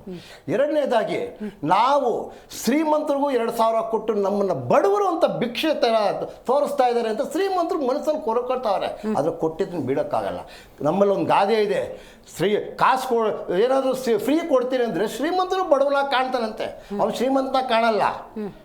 ಅದೇ ಡಿ.ಕೆ. ಶಿವಕುಮಾರ್ ಅವ್ರು ಏನು ಹೇಳಿದ್ರು? ನನಗಷ್ಟು ಸಾಕಷ್ಟು ಮಹಿಳೆಯರು ಹೇಳಿದ್ದಾರೆ ನಮ್ಗೆ 2,000 ರೂಪಾಯಿ ಕೊಡೋದು ಬೇಡ. ಅವ್ರು ಹೇಳ್ತಾನೆ, ನಾನೇನು ಹೇಳಿ ಹುಟ್ಟಿಸ್ಕೊಂಡು ಹೇಳಿಲ್ವಲ್ಲಪ್ಪ. ನಿನ್ನೆ ಆರ್ ವಿ ದೇಶಪಾಂಡೆ ಅವ್ರು ಏನು ಹೇಳಿದ್ರು? ಫ್ರೀ ಕೊಡೋದು ದೇಶದ ಅಭಿವೃದ್ಧಿಗೆ, ರಾಜ್ಯದ ಅಭಿವೃದ್ಧಿಗೆ ಮಾರಕ ಅಂತ ಹೇಳಿದವರು ನಾನು ಹೇಳಿಲ್ಲಪ್ಪ, ಅವ್ರ ಪಕ್ಷದವರೇ ಹೇಳಿದ್ದು. ಅವ್ರ ಪಕ್ಷದಲ್ಲಿ ಎಷ್ಟು ಜನ ಹೇಳಿದ್ರು? ಚಲುವರಾಯಸ್ವಾಮಿ ಏನು ಹೇಳಿದ್ರು? ಫ್ರೀ ಕೊಡೋದು ಒಳ್ಳೆ ಪದ್ಧತಿ ಅಲ್ಲ ಅಂತ ಹೇಳಿದ್ರು. ಯಾಕೆ? ಅಧಿಕಾರಕ್ಕೆ ಬಂದಾಗೋಯ್ತಲ್ಲ, ಕೂತಾಗೋಯ್ತಲ್ಲ. ಈಗ ಚೇಂಜ್ ಅಂತ ಹೀಗೆ ನಾವು ಹೇಳಿದ್ದೀವ? ಕೊಡಿ. ದುರ್ಬಲರನ್ನು ಸಬಲರನ್ನಾಗಿ ಮಾಡಬೇಕಾದ ರಾಜಕೀಯ ಪಕ್ಷಗಳ ಚಿಂತನೆ ಕೊಡಬೇಕು, ಅವ್ರನ್ನ ನಾವು ಗಮನಿಸಬೇಕು. ಹಂಗನ್ಬಿಟ್ಟು ನೀವು ಸಿಗ್ದವ್ನು ಸೂರ್ಯಂಡೆ ಮುಕ್ಕದವನು 3 ಉಂಡೆ ಅವ್ರ ಜೊತೆಯಲ್ಲಿ ನೀವು ಲೂಟಿ ಹೊಡಿಯೋಕ್ಕೆ ಶುರು ಮಾಡಿಬಿಟ್ರೆ ಏನ್ರಿ ಅರ್ಥ? ಆಯ್ತು, ತಪ್ಪಾಗ್ತಾ ಇದೆ, ಪ್ರತಿಪಕ್ಷ ಏನ್ ಮಾಡ್ತಾ ಇದೆ? ಪ್ರಶ್ನೆ ನಾವು ಆಯ್ತು, ಈಗ ಅದು ನಿಮ್ಗೆ ಕರೆಕ್ಟ್, ನೀವು ಕೇಳಿದ ಆರಂಭದಲ್ಲಿ ನಾವು ಫ್ರೀ ಕೊಡೋದನ್ನ, ಸಾರಾಯಿ ಸಗಟ ಕೊಡೋದನ್ನ ವಿರೋಧ ಮಾಡಿದ್ವಿ. ವಿರೋಧ ಮಾಡೋದಕ್ಕೆ ಅದನ್ನು ನಮ್ಮದೇ ನೋಡಿ. ನಾವು ನಿಮ್ಮ ಪರವಾಗಿ ಹೋದಾಗ ಏನೇನು ಮಾಡ್ತಾರೆ? ಒಂದು ಛಾತಿ ತಗೊಂಡ್ರು, ಅದನ್ನ ಹೇಳು. ಕೊನೆಗೆ ನಾವು ಇನ್ನೂ ಒಂದು ಮಾತು ಹೇಳಿದ್ವಿ, ನೀವು ಮುಂದಿನ ಆರ್ಥಿಕ ಪರಿಸ್ಥಿತಿಯನ್ನು ನೀವು ದುಸ್ಥಿತಿಗೆ ತಗೊಂಡೋಗ್ತೀರಾ. ಇವತ್ತು ಅವರೇ ಹೆಣಗಾಡ್ತಾ ಇದ್ದಾರೆ. ಕೊಟ್ಟ ಮಾತನ್ನು ಕೊಡಲು ಸಾಧ್ಯವಾಗದೆ, ಕೊಟ್ಟ ಈ ಭರವಸೆಯನ್ನು ಈಡೇರಿಸ್ಕೊಳ್ಳಲು ಆಗದೆ, ನನಗೆ ಏನೇ ಕಷ್ಟ ಬಂದರೂ ಕೂಡ ನಾವು 2,000 ನಿಮ್ಮ ಮನೆಯಿಂದನೇ ಕೊಡ್ತಿಲ್ವಲ್ಲ, ನಿಮ್ಮ ಮನೆಯಿಂದೇನು ಕೊಡ್ತಿಲ್ವಲ್ಲ. ಜನಗಳು ದುಡ್ಡು, ಅಭಿವೃದ್ಧಿ ಶೂನ್ಯ. ಏನಿದೆ ಮೇಡಮ್? ಈ 2 ವರ್ಷದಲ್ಲಿ ರಾಜ್ಯದ ಜನತೆಗೆ ನಾನು ಒಂದು ಕೆಲಸ ಮಾಡಿದ್ದೀನಿ, ಒಂದು ಬೋರ್ಡ್ ಹಾಕಿದ್ದೀನಿ, ಒಂದು ಕಾಲುವೆ ಮಾಡಿದ್ದೀನಿ, ಒಂದು ಹೇಳಿ ಮೇಡಮ್, ಒಂದು ಬೆಲೆ ತಟ್ಕೊಂಡು ನಾನು ಕೊಟ್ಟಿದ್ರ ಬಗ್ಗೆ ಒಂದು ಆಕ್ಷೇಪ ಇಲ್ಲ. ಬೆಲೆ ಏರಿಕೆ ಯಾಕೆ ಮೇಡಮ್? ನಮ್ಮ ಜೋಬಲ್ಲಿ ಕಿತ್ಕೊಂಡು ತಿನ್ಬೇಕು? ಇಷ್ಟೊಂದು ಇದೆ ಮೇಡಮ್. ಹೆಂಗ್ ಪ್ಲಾನ್ ಮಾಡ್ಕೊಂಡಿದ್ದೀರಿ ಪ್ರತಿಭಟನೆಗೆ? ಮೇಡಮ್ ನಾವು ಇವತ್ತು ಫಸ್ಟು ಯಾವುದೇ ಪ್ರತಿಭಟನೆ ಆದರೆ ಜನಗಳ ಅಂತರಾಳಕ್ಕೆ ಹೋಗಬೇಕು. ಅವರು ನಾವು ಫ್ರೀ ಕೊಡ್ತಿದ್ದೀನಿ ಅಂತೇಳಿ ಜನಗಳು ಟೋಪಿ ಹಾಕಿದ್ರಲ್ಲ ನೋಡಿ, ಎಡಗೈಯಲ್ಲಿ ಕೊಟ್ಟು ಬಲಗೈಯಲ್ಲಿ ದೊಣ್ಣೆ ಹಿಡ್ಕೊಂಡ್ರು. ಇದು ತಪ್ಪು. ಇವತ್ತು ನೀವು ತಿಂತಾ ಇರೋದು ರಾಜ್ಯದ ಅಭಿವೃದ್ಧಿಯ ಹಣ. ಹಾಗಾಗಿ ನಾವು ಅದ್ರ ಬಗ್ಗೆ ಇದಿಲ್ಲ. ರಾಜ್ಯವು ಅಭಿವೃದ್ಧಿ ಆಗಬೇಕು, ನಿಮ್ಮ ಮನೆಯಲ್ಲಿ ಸಮೃದ್ಧಿಯು ತುಂಬಿರಬೇಕು ನಮ್ಮ ನೀತಿ. ನಾವು ಹೇಳ್ತೀವಿ ಬೆಲೆ ಏರಿಕೆ ಕಮ್ಮಿ ಮಾಡಿ, ಬೆಲೆಗಳಿಗೆ ಹೆಂಗತಿಗೆ 2,000 ಕೊಟ್ಟು ಗಂಡ ಕುಡಿಯೋ ಕ್ವಾರ್ಟರ್ಗೆ ಎಕ್ಸಿ 3,000 4,000 ಅವನ ಜೋಬಿಂದ ಕಿತ್ಕೊಳ್ಳೋದು. ಹಾಲಿಗೆ 9 ಇವರು ಬಂದವರು 9 ರೂಪಾಯಿ ಜಾಸ್ತಿ ಮಾಡಿದ್ರು. ಎಷ್ಟು ಮೇಡಮ್? 9 ರೂಪಾಯಿ. ಇವ್ರು ಸರ್ಕಾರ ಬಂದ ಮೇಲೆ ಎಷ್ಟು ಕೊಟ್ಟಿದ್ದಾರೆ? ಕಳೆದ ಬಾರಿ ಒಂದು ನಾಟಕ ಆಡಿದ್ರು. ಏನು ನಾಟಕ? 50 ಗ್ರಾಮ್ ಹಾಲು ಕೊಡ್ತೀನಿ, 50 ಪೈಸೆ ಜಾಸ್ತಿ. ಏನ್ರಿ ಏನು 50 ಗ್ರಾಮ್ ಹಾಲಿಲ್ಲ ಅಂತ ಯಾರನ್ನ ಕೊರಗ್ತಿದ್ರ ನೀವು? ಎಂತ ನೋಡಿ, ನಾನು ಹೇಳೋದು ಕಾಂಗ್ರೆಸ್ ಪಕ್ಷದ ನೀತಿಗಳಿದೆಯಲ್ಲ, ಅದು ಇಲ್ಲಿ ಮಾತಾಡಿ, ಡೆಲ್ಲಿ ತಗೊಂಡೋಗ್ಬೇಡಿ. ಡೆಲ್ಲಿದು ಮಾತಾಡೋಕೆ ಹೋಯ್ತು ಅಂತ ನಿಮಗೆ ನಾನು ಇಲ್ಲಿರೋದು ಪಕ್ಷದ್ದು ಅಲ್ಲಿರೋದು ಪಕ್ಷದ್ದು ತಗೊಂಡ್ರೆ ಎಲ್ಲೆಲ್ಗೂ ಹೋಗ್ಬಿಡುತ್ತೆ. ಬೇಡ, ನಾನು ಸೀಮಿತವಾದಂಥ ಒಂದು ಆಯ್ತು. ರಾಜ್ಯಾಧ್ಯಕ್ಷರು ಏನು ಪ್ಲಾನ್ ಮಾಡ್ಕೊಂಡಿದ್ದಾರೆ ಹೋರಾಟ ಮಾಡೋದಕ್ಕೆ? ಮೇಡಮ್, ನಾವು ಇವತ್ತು ಇಲ್ಲಿ ಅಹೋರಾತ್ರಿ ಮಾಡ್ತೀವಿ. 7ನೇ ತಾರೀಕಿಂದ ಪ್ರತಿ ಜಿಲ್ಲೆಗಳಲ್ಲೂ ಕೂಡ ಧರಣಿ ಆಗುತ್ತೆ. ಇದು ನಮ್ಮ ಉದ್ದೇಶ. ರಾಜ್ಯದ ಒಂದು ಪಿಕ್ಚರ್ ಅಂದರೆ ಇವತ್ತು ಅವರ ಚಿತ್ರಣ ತಲೆಯಲ್ಲಿ ಏನು ಇಲ್ಲ, ಖಾಲಿ ಡಬ್ಬ. ಆದರೆ ಬಡಾಯಿ ಮಾತುಗಳಿಗೆ ಏನು ಕಡಿಮೆ ಇಲ್ಲ. ಮುಂದಿನ ದಿನಗಳಲ್ಲಿ ನಮಗಿನ್ನ ನಮ್ಮ ಮಕ್ಕಳು ಬಹಳ ಸಂಕಷ್ಟಕ್ಕೆ ಸಿಲುಕಿಕೊಳ್ಳುತ್ತಾರೆ. ಅಭಿವೃದ್ಧಿ ಶೂನ್ಯ, ಯಾವುದೇ ಅಭಿವೃದ್ಧಿ ಇಲ್ಲದೆ ನಾವು ಮುಂದಿನ ದಿನಗಳಲ್ಲಿ ಸಮೃದ್ಧಿಯನ್ನು ಕಾಣಲು ಸಾಧ್ಯವಿಲ್ಲ ಅನ್ನತಕ್ಕಂಥ ಜನಗಳು ಮುಂದೆ ಇಡ್ತೀವಿ. ಅಲ್ಲ ಸರ್, ಇವಾಗ ಅಹೋರಾತ್ರಿ ಧರಣಿ 7ನೇ ತಾರೀಕಿಂದ ದೊಡ್ಡ ಮಟ್ಟದ ಹೋರಾಟ. ವಿರೋಧ ಪಕ್ಷದ ನಾಯಕರು ಆರ್ ಅಶೋಕ್ ಇದ್ರ ಬಗ್ಗೆ ಮಾಹಿತಿ ಇದೆಯಾ? ಮತ್ತೆ ಹೆಂಗೆ ಅಷ್ಟು ಬೇಗ ಪತ್ರ ಬರೆದ್ಬಿಟ್ರಲ್ಲ, 18 ಶಾಸಕರನ್ನ ಅಮಾನತು ಮಾಡಿದ್ದನ್ನು ರದ್ದು ಮಾಡಿ ಅಂತ? ವಿಜೇಂದ್ರ ಅವ್ರಿಗೆ ಗೊತ್ತಿರಲಿಲ್ವಾ? ಯಾತಕ್ಕೆ ರದ್ದು ಮಾಡಿ? ಸ್ವಲ್ಪ ಅರ್ಜೆಂಟ್ ಮಾಡಿಬಿಟ್ರೆ ಮೇಡಮ್. ನೋಡಿ ಮೇಡಮ್, ವಿಧಾನ ಪರಿಷತ್ತಿನಲ್ಲಾಗಲಿ ವಿಧಾನಸಭೆಯಲ್ಲಾಗಲಿ ಶಾಸಕರನ್ನು ಅಮಾನತು ಮಾಡೋದು ಸಭಾಧ್ಯಕ್ಷರಿಗೆ ತಕ್ಕಂಥ ಒಂದು ಪ್ರಿವಿಲೇಜು. ಅವರು ಆ ಸಂದರ್ಭಕ್ಕೆ ತೆಗೆದುಕೊಂಡಂಥ ತೀರ್ಮಾನ, ಅದು ಅವರ ಹಕ್ಕದಿದೆ. ನಾವು ಯಾಕೆ ಮಾಡಿ ಅದನ್ನು ನಾವು ಕೇಳ್ತೀವಿ ಅಂದರೆ, ಪರಿಸ್ಥಿತಿ ಹೀಗಿದೆ. ನೀವು 6 ತಿಂಗಳಿಗೆ ಯಾಕೆ ಅಂತಂದರೆ, ಒಬ್ಬ ವ್ಯಕ್ತಿಯನ್ನು ಅಮಾನತು ಮಾಡಿದ್ರೆ ಆ ವಿಧಾನಸಭೆ ನಡೆಯತಕ್ಕಂಥ ದಿನಗಳಿಗೆ ಮಾತ್ರ ಮಾಡಬೇಕು. 6 ತಿಂಗಳು ವಿಧಾನಸಭೆಗೆ ಬರಲ್ಲ ಅಲ್ರಿ. ನೀವು ಮಾಡಿ, ನಿಮಗೆ ಸ್ಪೀಕರ್ ಆಗಿರೋದು ನಿಮ್ಮ ಹಕ್ಕಿದೆ. Your have privilege and your have right. ನಾನು ಈ ವಿಧಾನಸಭೆಯ ಕಲಾಪಕ್ಕೆ ನಿಮ್ಮನ್ನು ಅಮಾನತು ಮಾಡಲಾಗಿದೆ ಅಂತ ಹೇಳಿ ನನಗೆ ಅದ್ರ ಬಗ್ಗೆ ಬೇಜಾರೇ ಇಲ್ಲ ಸರ್. ಪತ್ರನೂ ಬರಲಿ, ಫೋನ್ ಕಾಲಲ್ಲಾರು ಹೇಳಿ. ಆದರೆ ಆರ್ ಅಶೋಕ್ ಅವರು ಸಭಾಪತಿಗಳಿಗೆ ಪತ್ರ ಬರೆದಿರೋ ವಿಷಯ ವಿಜೇಂದ್ರ ಅವ್ರಿಗೆ ಗೊತ್ತಾ? ಸಮನ್ವಯದಿಂದ ಇಬ್ರು ಮಾತಾಡ್ಕೊಂಡು ಬರದ್ರ? ನೀವು ಹೋರಾಟ ಮಾಡಕ್ ಹೊರಟಿದ್ರಲ್ಲ, ಈ ನೀವು ಜವಾಬ್ದಾರಿಗಳಿಗೂ ಪ್ರತಿಯೊಬ್ಬರಿಗೂ ಅವರವರಿಗೆ ಹಂಚಲಾಗಿದೆ. ವಿರೋಧ ಪಕ್ಷದ ನಾಯಕರ ಜವಾಬ್ದಾರಿ ಅರ್ಥ ಅವ್ರು ನಡೀತಿದ್ದಾರೆ. ನಾನು ಇನ್ನೊಬ್ರು ಯಾಕೆ ನಡಿಬೇಕು? ಒಂದು ಫೀಲ್ಡಲ್ಲಿ ಇಟ್ಕೊಂಡು ನಿಂತಿರ್ತೀವಿ. ಫೀಲ್ಡಲ್ಲಿ ನನ್ನ ಕಡೆ ಬಂದಾಗ ಬಾಲ್ ಬಿಟ್ರೆ ನಂದು ತಪ್ಪು, ನಿಮ್ಮ ಕಡೆ ಬಾಲ್ ಬಂದಾಗ ನೀವು ಬಿಟ್ರೆ ತಪ್ಪು. ಅವನು ಬಾಲ್ ಬರ್ತಾ ಇದೆ ನೋಡೋ ಅಂತ ಕಿರ್ಚೋದಕ್ಕೆ ಅವಶ್ಯಕತೆ ಇಲ್ಲ. ಇದು ಒಂದು ಆಟದ ನಿಯಮಗಳಲ್ಲಿ ಇರತಕ್ಕಂಥ ನಿಯಮ. ಹಾಗಾಗಿ ಪಕ್ಷಗಳಲ್ಲಿ ಯಾವ ರೀತಿ ನಿಯಮ ಇದೆ, ನಮ್ಮ ಜವಾಬ್ದಾರಿ ಇದೆ. ನಾನು ನಿನ್ನ ಕೇಳಿ ಪತ್ರ ಪಡಿಬೇಕು, ಹೇಗೆ ಬರೀಬೇಕು, ಗುಂಡಿಗೆ ಬರೆಯಿಲ್ಲ. ಈಗ 18 ಶಾಸಕರನ್ನ ಅಮಾನತು ಮಾಡಿದ್ದಾರೆ ಅಂದ್ರೆ ಎಎಪಿ ಅವ್ರ ಪತ್ರ ಬರೀಬೇಕು ಅಂತ ನಾನು ಹೇಳ್ತಿಲ್ಲ. ನನ್ನ ಉದ್ದೇಶ ಇಷ್ಟೇ, ವಿರೋಧ ಪಕ್ಷದ ನಾಯಕರು ಅವ್ರ ಜವಾಬ್ದಾರಿಯನ್ನು ಅವ್ರು ಬಹಳ ಚೆನ್ನಾಗಿ ನಿಭಾಯಿಸ್ತಿದ್ದಾರೆ. ಪತ್ರ ಬರೀಬೇಕು ಸಭಾಪತಿಗಳೇ, ವೆಲ್ ಆ್ಯಂಡ್ ಗುಡ್. ವಿಜೇಂದ್ರ ಅವ್ರಿಗೆ ಅದು ಗೊತ್ತಾ? ತಿಳಿಸಿದಾರಾ? ಮಾತುಕತೆ ನಡೆಸಿದಾರಾ? ಅಯ್ಯೋಯ್ಯೋ ನೆಕ್ಸ್ಟ್ ಹೋರಾಟ ಅಹೋರಾತ್ರಿ ಮಾಡಬೇಕಿತ್ತಲ್ಲ, ಅದರಲ್ಲೂ ಪ್ರಮುಖ ಅಜೆಂಡೆ ಅದೇ 18 ಶಾಸಕರ ರದ್ದತಿಯ ಕುರಿತಂತೆಯೇ. ಅಮಾನತನ್ನು ರದ್ದತಿ ಮಾಡೋ ಬಗ್ಗೆನೂ ಕೂಡ ನೀವು ಮಾತಾಡ್ತಿದ್ರಿ. ಅದನ್ನು ದೊಡ್ಡ ಮಟ್ಟದಲ್ಲಿ ಹೋರಾಟ ಮಾಡಿ ಸಭಾಪತಿಗಳಿಗೆ ಕಾಂಗ್ರೆಸ್ ತಿಳಿಸೋ ಪ್ರಯತ್ನ ಇತ್ತು. But there is no coordination Vijayendra ಮತ್ತು ಆರ್ ಅಶೋಕ್ ಅವ್ರ ನಡುವೆ. ಏನಾಗ್ತಿದೆ? ಈ ಹೋರಾಟ ಮಾನ್ಯ ಸಭಾಪತಿಗಳ ವಿರುದ್ಧ ಅಲ್ಲ. ಈ ಹೋರಾಟ ನಾವು ಜನಪರ ಹೋರಾಟ. ಆಯಿತು, ಅಷ್ಟೇ, ಮುಗೀತು, ಕ್ಲಿಯರ್. ಸೊ ಇದೀಗ ನಮ್ಮ ಕಾರ್ಯಕ್ರಮದಲ್ಲಿ JDS ವಕ್ತಾರಾಗಿರುವಂತಹ ಸೈಯದ್ ತಹಸೀನ್ ಅವರಿದ್ದಾರೆ. ನಮಸ್ಕಾರ. ನಾನು BV ಗಣೇಶ್ ಅವರು BJP ವಕ್ತಾರಗಾಗಲೇ ಕೇಳ್ತಾ ಇದ್ದೆ. ರಾಜ್ಯದಲ್ಲಿ ಆಡಳಿತ ಪಕ್ಷ ಅಂತಿದೆ. ನಾನು ಹಲವಾರು ಪಾಸಿಟಿವ್ ಆ್ಯಂಡ್ ನೆಗೆಟಿವ್ ಎರಡೂ ಹೇಳ್ತಿದ್ದೆ. ಈ ಗ್ಯಾರಂಟಿ ಯೋಜನೆಯಿಂದ ಪ್ಲಸ್ಸು ಅಥವಾ ರಸ್ತೆ ಗುಂಡಿಮಯ ಆಗಿಬಿಟ್ಟಿದೆ, ಅಭಿವೃದ್ಧಿ ಅನ್ನೋದು ಕುಂಠಿತ ಆಗಿದೆ, ಒಂದೇನೋ ಕಾಂಗ್ರೆಸ್ ಅಂತಿದೆ ಅನ್ನೋದು ಕಾಣಿಸ್ತಿದೆ ನಮಗೆ. ವಿರೋಧ ಪಕ್ಷ ಕಾಣಿಸ್ತಿಲ್ಲ ಸೈಯದ್ ಅವರೇ. ಕಾಣಿಸ್ತಿರೋದು ಯಾವ ವಿಚಾರಕ್ಕೆ ಅಂದರೆ ಆಂತರಿಕ ಸಮರ. ಆಂತರಿಕವಾಗಿ ಒಂದಷ್ಟು ವ್ಯತ್ಯಾಸಗಳಾಗ್ತಾ ಇದೆ. ಅವರಲ್ಲೇ ಸಮನ್ವಯತೆ ಇಲ್ಲ ಅಂದ್ರೆ ಅವ್ರ ಜೊತೆ ನೀವು ಸೇರ್ಕೊಂಡು ಏನು ಮಾಡ್ತೀರಿ? ಜನರ ಧ್ವನಿ ನೀವು ಏನು ಮಾಡೋದಕ್ಕೆ ಹೊರಟಿದ್ದೀರಿ? ಅವ್ರದ್ದೇನು ರಾಜಕೀಯ ಪಕ್ಷ ಅಲ್ವಾ ಮೇಡಮ್? ಕಾಣ್ತಾ ಇಲ್ಲ ಅಂತ ಹೇಳೋಕೆ ಹೋಗ್ಬೇಡಿ. ಬಹುಶಃ ನೆಟ್ಟ ಕಾಣಿಸ್ತಿಲ್ಲ ಅಂತ ಹೇಳ್ಬೇಕಾ? ಇದು ನೋಡಿ, ಇವಾಗ ಪ್ರತಿದಿನ ನಾವು ಕಿರ್ಚಾಡಬೇಕು, ಹೋರಾಟ ಮಾಡಬೇಕಂತ ಏನಿಲ್ಲ. ಏನಾದರೂ ವಿಷಯ ಬಂದಾಗಲೇ ನಾವು, ಇಲ್ಲ ಅಂದರೆ ಈ ಆಡಳಿತ ಪಕ್ಷ ಅವರು ಈ ಬಬ್ಬೆ ಎದ್ದು ಬಿಡ್ತಾರೆ, ನಮ್ಮನ್ನು ಕೆಲಸ ಮಾಡೋಕ್ಕೆ ಬಿಡ್ತಾ ಇಲ್ಲ, ಡೈಲಿ ಬಂಬಡಿ ಹೊಡಿತಾ ಇದ್ದಾರೆ ಅಂತ. ಇವಾಗ ವಾರಕ್ಕೊಂದ್ಸಲನೋ ತಿಂಗಳಿಗೊಂದ್ಸಲನೋ ಬಂಬಡಿ ಹೊಡೆದ್ರೆ ಈ ರೀತಿ ಇದೆ. ಇವಾಗ ಲಾಸ್ಟ್ ಟೈಮು ಹೋದಿನ ವಾರ ನಾವು ಪ್ರತಿಭಟನೆ ಮಾಡಿದ್ವಿ ಫ್ರೀಡಮ್ ಪಾರ್ಕಲ್ಲಿ, ಆಯಿತಾ. ಇವಾಗ ಮತ್ತೆ BJP-ಯವರು ಅಹೋರಾತ್ರಿ ಹೋರಾಟ ಇವಾಗ ಮಾಡ್ತಾ ಇದ್ದಾರೆ. ಇವಾಗ ನಮ್ಮ JDS ಅವರು ಇವಾಗ ನಾಳೆ ಸಭೆ ಕರೆದವ್ರೆ, ಆಯಿತಾ. ನಾವು ಹೋರಾಟ ನಿರಂತರವಾಗಿ ಮಾಡ್ಕೊಂಡು ಬರ್ತಾನೆ ಇದ್ದೀವಿ. ನಮ್ಮ ಹೋರಾಟದಿಂದಾನೇ ಈ ಮೂಢ ವಿಚಾರ ಆಗಲಿ, ವಾಲ್ಮೀಕಿ ವಿಚಾರ ಆಗಲಿ, ಅಥವಾ ಅಬಕಾರಿ ಇಲಾಖೆದಾಗಲಿ, ವಕ್ಫ್ ಆಗಲಿ, ಪ್ರತಿಯೊಂದು ಹೊರಗಡೆ ಬಂದಿರೋದು. ಇಲ್ಲ ಅಂದರೆ ಎಲ್ಲ ನುಂಗಿ ನೀರು ಕುಡ್ದು ಆರಾಮಾಗಿ ಕುತ್ಕೊಂಡ್ಬಿಟ್ಟಿದ್ರು. ಒಗ್ಗಟ್ಟಿದ್ರೆ ಚೆನ್ನಾಗಿದ್ದಿದ್ರೆ BJP-ಯಲ್ಲಿ ಆಂತರಿಕ ಯಾವ ಸಮಸ್ಯೆ ಇದೆಯೋ ಅದಕ್ಕೂ ನಮ್ಮ ಫ್ರೆಂಡ್ಶಿಪ್ಗೂ ಏನು ಸಂಬಂಧ ಇಲ್ಲ. ಸದ್ಯ ಸಿಚುವೇಶನ್ ಹೆಂಗಿದೆ ಗೊತ್ತಾ ಸರ್? ರಾಧಾ ಮೋಹನ್ ದಾಸ್ ಅಗರ್ವಾಲ್ ಅವರು ಬಂದು ಹೋದ್ರು, ಸಮಸ್ಯೆ ಬಗೆಹರಿಲಿಲ್ಲ. ನರೇಂದ್ರ ಮೋದಿ ಅವರು ಬಂದರೂ ಬಗೆಹರಿಯುತ್ತೆ ಅನ್ನೋ ವಿಶ್ವಾಸ ಕಾಣ್ತಿಲ್ಲ ರಾಜ್ಯದ BJP-ಯನ್ನು ನಂಬಿರುವ ಒಂದಷ್ಟು ಮಂದಿಗೆ. ಮೇಡಮ್, ಇವಾಗ ನೋಡಿ, ಅವ್ರ ವರಿಷ್ಠರು ಏನು ತೀರ್ಮಾನ ಮಾಡಬೇಕು ಮಾಡಿದ್ದಾರೆ. ಆಲ್ರೆಡಿ ಯತ್ನಾಳ್ ಅವ್ರಿಗೆ ಉಚ್ಚಾಟನೆ ಮಾಡಿದ್ದಾರೆ. ಇನ್ನು ಯಾರ್ಯಾರಿಗೋ ಕಾದಿದೆಯೋ ಗೊತ್ತಿಲ್ಲ. ಅವ್ರ ಕ್ರಮ ಅವ್ರು ತಗೊಂಡು ಅವ್ರು ಮಾಡ್ತಾರೆ, ಆಯಿತಾ. ಪ್ರತಿಯೊಂದು ಪಕ್ಷದಲ್ಲಿ ಆಂತರಿಕ ಪ್ರಾಬ್ಲಮ್ ಇದ್ದಿದೆ. ಇವಾಗ ಕಾಂಗ್ರೆಸ್ಸಲ್ಲಿ ನೋಡಿ ಒಂದೊಂದು ಇದೆಯಾ, ಬೆಳಿಗ್ಗೆಯಿಂದ ಸಂಜೆವರೆಗೂ 16 ಇದ್ದಾವೆ. ಹನಿ ಟ್ರ್ಯಾಪಿಂದ ಹಿಡಿದು, ಕುರ್ಚಿ ಕಿತ್ತಾಟದಿಂದ ಹಿಡಿದು, ಅಧ್ಯಕ್ಷ ಸ್ಥಾನದಿಂದ ಹಿಡಿದು, ಸಚಿವರ ಸ್ಥಾನದಿಂದ ಪ್ರತಿಯೊಂದಕ್ಕೂ ಕಿತ್ತಾಟ ಇದೆ. ನಮ್ದು ಕಾಣಿಸ್ಕೊಳ್ಳುತ್ತೆ, ಅವ್ರು ಕಾಣಿಸ್ಕೊಳ್ಳಲ್ಲ, ಅಷ್ಟೇ ವ್ಯತ್ಯಾಸ. ಜನರಿಗೆಲ್ಲ ಕೆಲಸ ಮಾಡಿ ಅಂದ್ರೆ ಮಾಡೋರಿದ್ದಾರೆ. ಏನಿಲ್ಲ ಮೇಡಮ್, ಬಹಿರಂಗವಾಗಿ ಎಲ್ಲ ಹೇಳ್ಕೊಂಡು ತಿರ್ಗಾಡ್ತವ್ರೆ. ಎಲ್ಲ ನಾವು ನೋಡಿದೀವಿ ಮಾಧ್ಯಮದಲ್ಲಿ, ನಮಗೂ ಗೊತ್ತು, ಆಯ್ತಾ ಮೇಡಮ್. ಹಿಂಗಿದೆ ನೋಡಿ, ಅದಕ್ಕೂ ನಮಗೂ ಏನು ಇಲ್ಲ, ಸಂಬಂಧ ಇಲ್ಲ. ನಮ್ಮ ಪಾಳಿಗೆ ನಾವು ಇಬ್ಬರು ಸೇರಿಕೊಂಡು ಪ್ರತಿಭಟನೆ ಆಗಲಿ ಏನಾಗಲಿ, ಅವರು ಮಾಡ್ತಾ ಇದ್ದಾರೆ, ನಾವು ಮಾಡ್ತಾ ಇದ್ದೀವಿ, ಮಾಡ್ತೀವಿ.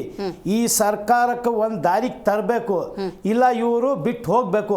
ಅಲ್ಲಿವರೆಗೂ ನಾವು ಬಿಡಲ್ಲ, ಸುಲಭವಾಗಿ ನಾವು ಕೂತ್ಕೊಳ್ಳಲ್ಲ, ಆಯಿತಾ ಮೇಡಮ್. ಮಾಡ್ತಾನೆ ಇದ್ದೀವಿ.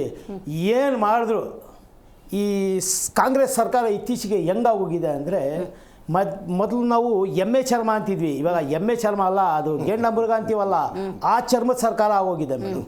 ನೀವೇನೇ ಮೇಡಮ್, ನಾನು ಹೇಳೋದು ಒಂದೇನಂದರೆ, ಪ್ರತಿದಿನ ಸ್ವಲ್ಪ ಸ್ವಲ್ಪ ಸಾಯಿಸೋ ಬದಲು ಒಂದು ಕೆಲಸ ಮಾಡಿ, ಹಾಲಲ್ಲಿ ಸ್ವಲ್ಪ ವಿಷ ಬೆರೆಸ್ಬಿಟ್ಟು ಇಡೀ ಕರ್ನಾಟಕ ಜನರು ಕುಡಿಸ್ಬಿಟ್ಟು ಸಾಯಿಸ್ಬಿಟ್ಟು ಕರ್ನಾಟಕವನ್ನೇ ಖಾಲಿ ಮಾಡಿಬಿಟ್ಟು ಬೇರೆ ಯಾರಿಗಾದ್ರೂ ಮಾರಿಬಿಡಿ. ಹಿಂಗೆ ಪ್ರತಿದಿನ ಸಾಯಿಸೋಕೆ ಹೋಗ್ಬೇಡಿ. ಅಲ್ಲ, ಇವಾಗ 3ನೇ ಬಾರಿ ನೀವು ಹಾಲಿನ ದರ ಹೆಚ್ಚಾಗಿ ಮಾಡಿದರೆ ದುಡ್ಡಿರೋರ್ಗೆ ಓಕೆ ಮೇಡಮ್. ಇವಾಗ ಕಾಂಗ್ರೆಸ್ಸಲ್ಲಿ ಇರೋ MLAs MPs ಲೀಡರ್ಸ್ಗೆ ಬೇಜಾನ್ ದುಡ್ಡು ಮಾಡಿಟ್ಟವ್ರೆ, ಅವ್ರಿಗೇನು ಲೆಕ್ಕ ಇಲ್ಲ. ಮನೆ ಕೆಲಸಕ್ಕೆ ಹೋಗ್ತಾರೆ ಲೇಡೀಸು, ತಿಂಗಳಿಗೆ 3,000 6,000 10,000 15,000 ಯಾರಿಗಿಲ್ಲ ಮೇಡಮ್. ಅಡುಗೆ ಮಾಡೋರಿಗೆ 10,000 to 12,000, ಅದರಲ್ಲೂ ಹೋಗೋ ಬರೋ ಆಟೋ ಚಾರ್ಜಸ್ಸು ಮೇಡಮ್. ಹಾಲು ಇವಾಗ ನಂದಿನಿ ಗೌರ್ಮೆಂಟ್ ಹಾಲು ಸ್ವಲ್ಪ ಕಡಿಮೆಲಿ ಸಿಗುತ್ತೆ ಅಂತ ಜನ ಒಂದು ನಿರೀಕ್ಷೆ ಇಟ್ಕೊಂಡಿದ್ದಾರೆ. ಅದನ್ನು ತಗೊಂಡೋಗಿ ನೀವು ಪ್ರೈವೇಟ್ ಥರ ಅವ್ರ ಲೆವೆಲ್ಗೆ ತೊಗೊಂಡೋಗ್ಬಿಟ್ರೆ ಜನ ಏನಾಗಬೇಕು? ಇನ್ನೊಂದು ಬ್ಲೂ ಕಲರ್ ನಂದಿನಿ ಜಾಸ್ತಿ ಕುಡಿಯೋದು ಈ ಕಿರಿ ಕೂಸುಗಳು, ಹುಟ್ಟಿರೋ ಮಕ್ಕಳು, ತಾಯಿ ಹಾಲು ಯಾರು ಕುಡಿಯಲ್ವೋ ಅವ್ರಿಗೆ. ಅಂಥದಕ್ಕೆ ನೀವು ಕಲ್ಲು ಹಾಕಕ್ಕೆ ಬಂದಿದ್ದೀರ. ನಿಮಗೆ ನಾಚಿಕೆ ಮಾನ ಮರ್ಯಾದೆ ಅಂತ ಏನಾದರೂ ಇದೆಯಾ ಮೇಡಮ್? ಈ ರಾಜ್ಯಕ್ಕೆ ಏನು ಮಾಡಬೇಕಂತ ಈ ರಾಜ್ಯದ ಜನರು ನಿಮ್ಮನ್ನು ನಂಬಿ 136 ಇವಾಗ 138 ಸೀಟ್ ಕೊಟ್ಟವ್ರೆ. ಅಂದರೆ ನೀವು ಹೇಳೋದು BJP ಮತ್ತು JDS ಪ್ರತಿಭಟನೆ ಮಾಡೋದಲ್ಲ, ಜನನೇ ಬೀದಿಗೆ ಬರ್ತಾರೆ ಒಂದು ದಿವಸ ಅಂತನಾ ಮೇಡಮ್? 100% ಆಗುತ್ತೆ ಇದು 100% ಆಗುತ್ತೆ. ಎಲೆಕ್ಷನ್ ಟೈಮಲ್ಲಿ ಅಕ್ಕಿ 60 ರೂಪಾಯಿ ಇತ್ತು, ಇವತ್ತು 75 ರೂಪಾಯಿ ಆಗಿದೆ. ಬೇಳೆ 80 ರೂಪಾಯಿ ಇದ್ದಿದ್ದು 150 ಆಗಿದೆ. ಈ ಎಣ್ಣೆ 85 ರೂಪಾಯಿ ಇದ್ದಿದ್ದು 150 ಆಗಿದೆ. ಸಕ್ಕರೆ 29 ಇದ್ದಿದ್ದು ಇವತ್ತು 42 ರೂಪಾಯಿ ಆಗಿದೆ. ಹೇಳ್ತಾ ಹೋದ್ರೆ ಲಿಸ್ಟ್ ಉದ್ದ ಇದೆ ಮೇಡಮ್. ಈ ರೀತಿ ಪ್ರತಿ ಒಂದರಲ್ಲೂ ಬೆಲೆ ಏರಿಕೆ ಜಾಸ್ತಿ ಆಗಿದೆ. ಪೆಟ್ರೋಲ್ ಮೇಲೆ ಜಾಸ್ತಿ ಮಾಡಿಬಿಟ್ರಿ, ಕೇಳಿದ್ರೆ ಸೆಂಟ್ರಲ್ ಅಂತೀರಿ. ಇದು ಹಾಲು ಸೆಂಟ್ರಲ್ಲು, ಆಮೇಲೆ ಅಬಕಾರಿ ಇಲಾಖೆ ಸೆಂಟ್ರಲ್ಲು, ಸ್ಟ್ಯಾಂಪ್ ಡ್ಯೂಟಿ ಸೆಂಟ್ರಲ್ಲು. ಇವಾಗ ಅಫಿಡವಿಟ್ಗೆಲ್ಲ ಯಾರು ಜಾಸ್ತಿ ಮಾಡಿರೋದು? ಟೋಲ್ ಗೇಟ್ 3 to 5 ರೂಪೀಸ್ ಯಾರು ಜಾಸ್ತಿ ಮಾಡಿರೋದು? ಸೆಂಟ್ರಲ್ಲು. ಪ್ರತಿಯೊಂದು ಸೆಂಟ್ರಲ್ ಮೇಲೆ ಹಾಕೋಕ್ಕೆ ಡೀಸೆಲ್ ನಿನ್ನೆ ಹಾ? ರಾತ್ರಿಯಿಂದ. ಪ್ರತಿಯೊಂದು ಏನು ಕೇಳಿದ್ರೆ ನಮ್ದೇನಿಲ್ಲ ಸೆಂಟ್ರಲ್ ಅವ್ರದ್ದು ಅಂದ್ಬಿಡೋದು. ಒಂದು ಕೆಲಸ ಮಾಡಿ, ನಿಮ್ಮ ಯೋಗ್ಯತೆಗೆ ರಾಜೀನಾಮೆ ಬರ್ದು ಬಿಸಾಕ್ಬಿಟ್ಟು ಅದು ಸೆಂಟ್ರಲ್ ಅವ್ರಿಗೆ ಬಿಟ್ಕೊಟ್ಬಿಡಿ, ಅವರೇ ನಡೆಸ್ತಾರೆ ಹೋಗ್ಲಿ ಅತ್ಲಾಗೆ. ಆಯಿತು, ನೇರವಾಗಿ ಪ್ರಶ್ನೆ ಕೇಳ್ತೀನಿ. ಒಂದ ಬಿ ಜೆ ಪಿ ಇಲ್ಲ ಜೆ ಡಿ ಎಸ್ ಬಂದ್ಬಿಡುತ್ತೆ ಅಂತ ಇಟ್ಕೊಳ್ಳೋಣ. ಇವ್ರು ಹೋದ್ರು, ಮನೆಗೆ ಹೋದ್ರು, ಆಯಿತು 2028 ಇಲ್ಲ ಮುಗಿದ್ಬಿಟ್ಟು ನೀವು ಬಂದ್ಬಿಟ್ಟು ಏನು ಹಳೆ ಸ್ಲ್ಯಾಬಿಗೆ ತಕ ಬರ್ತೀರಾ? ಒಂದು ಹೇಳ್ತೀನಿ ಕೇಳಿ ಮೇಡಮ್, ಇವತ್ತು ನೀವೇನು ಹಾಲಿನ ರೇಟ್ ಕಮ್ಮಿ ಮಾಡ್ಬಿಟ್ಟು ಒಂದು ನಿಮಿಷ ಮೇಡಮ್, ಒಳ್ಳೆ ಪ್ರಶ್ನೆ ಕೇಳಿದ್ರಿ ಸರ್. ಒಂದು ನಿಮಿಷ, ಒಳ್ಳೆ ಪ್ರಶ್ನೆ ಕೇಳಿದ್ರಿ. ಇವತ್ತು ನಾನು ಏನು ಮಾತಾಡ್ತಾ ಇದ್ದೀನೋ ಈ ಕ್ಲಿಪ್ಪಿಂಗ್ಸ್ ಕಟ್ ಮಾಡಿ ಇಟ್ಕೋಬೇಕು. ಇವ್ರು ಮಾಡಿ ಇಟ್ಟಿರೋ ಗಬ್ಬಿಗೆ ಯಾವುದೇ ಪಾರ್ಟಿ ಯಾವುದೇ ಸರ್ಕಾರ ಬರಲಿ 10 ವರ್ಷ ಸುಧಾರಿಸ್ಕೊಳಕ್ಕಾಗಲ್ಲ. ಆ ಮಟ್ಟಕ್ಕೆ ತಗೊಂಡೋಗಿದ್ದಾರೆ. 2 ವರ್ಷದಲ್ಲಿ ಎಷ್ಟು ಲಕ್ಷ ಸಾಲ ಮಾಡಿಟ್ಟವ್ರೆ. ಆಯ್ತಾ ಮೇಡಮ್? ಒಂದ್ಸಲ ಬೆಲೆ ಏರಿಕೆ ಇವ್ರು ಮಾಡಿಬಿಟ್ಟು ಅಧ್ವಾನ ಮಾಡಿಬಿಟ್ಮೇಲೆ ಮುಂದೆ ಬರೋ ಸರ್ಕಾರಗಳು ಹೆಂಗ್ ಸುಧಾರಿಸ್ಕೋಬೇಕು? ಯಾರು ಅವ್ರ ಮನೆಯಿಂದ ದುಡ್ಡು ತಗೊಂಡು ಬರಲ್ಲ. ಜನರು ದುಡ್ಡೇ ಎಲ್ಲಿಂದ ಬರಬೇಕು? ಈ ರೀತಿ ನಿಮಗೆ ಈ ಕರ್ನಾಟಕ ರಾಜ್ಯದ ಜನರು ದರಿದ್ರ ಫ್ರೀ ಸ್ಕೀಮ್ ಕೇಳಿದ್ರ? ಮುಂದೆ ಈ ಫ್ರೀ ಸ್ಕೀಮ್ಗೋಸ್ಕರ ಇನ್ನ ಎಷ್ಟು ರಕ್ತ ಹಿಡ್ತೀರಿ ನೀವು? ಮುಂದೆ ಬಿಜೆಪಿನೇ ಬರಲಿ JDS ಬರಲಿ ಈ ಬೆಲೆ ಆಗಲ್ಲ ಮೇಡಮ್, ಮುಗೀತಲ್ಲ, ಸುಧಾರಿಸ್ಕೊಳಕ್ಕಾಗಲ್ಲ. ಯಾಕಂದ್ರೆ ಇವಾಗ they will create such A position. ನೀವು ಬಂದರೂ ಏನು ಮಾಡೋಕ್ಕಾಗಲ್ಲ, ನಾನು ಬಂದರೂ ಏನು ಮಾಡೋಕ್ಕಾಗಲ್ಲ. ಇವಾಗ ಇವರು ಎಲ್ಲ ಬೊಕ್ಕಸ್ ಖಾಲಿ ಮಾಡಿ ಇಲ್ದಿರೋದು ಎಲ್ಲ ಸಾಲ ಮಾಡಿ ಇಟ್ಟಿರ್ತೀರಲ್ಲ, ಇದು ತೀರಿಸ್ಬೇಕಂದ್ರೆ ಬಂದಿರೋದು ಎಲ್ಲಿಂದ?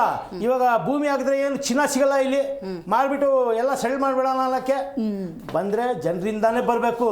ಅಂದರೆ ಒಂದ್ಸಲ ಈ ಸ್ವಲ್ಪ ಮ್ಯಾನೇಜ್ ಮಾಡ್ಬೋದು, ಕಡಿಮೆ ಮಾಡ್ಬೋದು.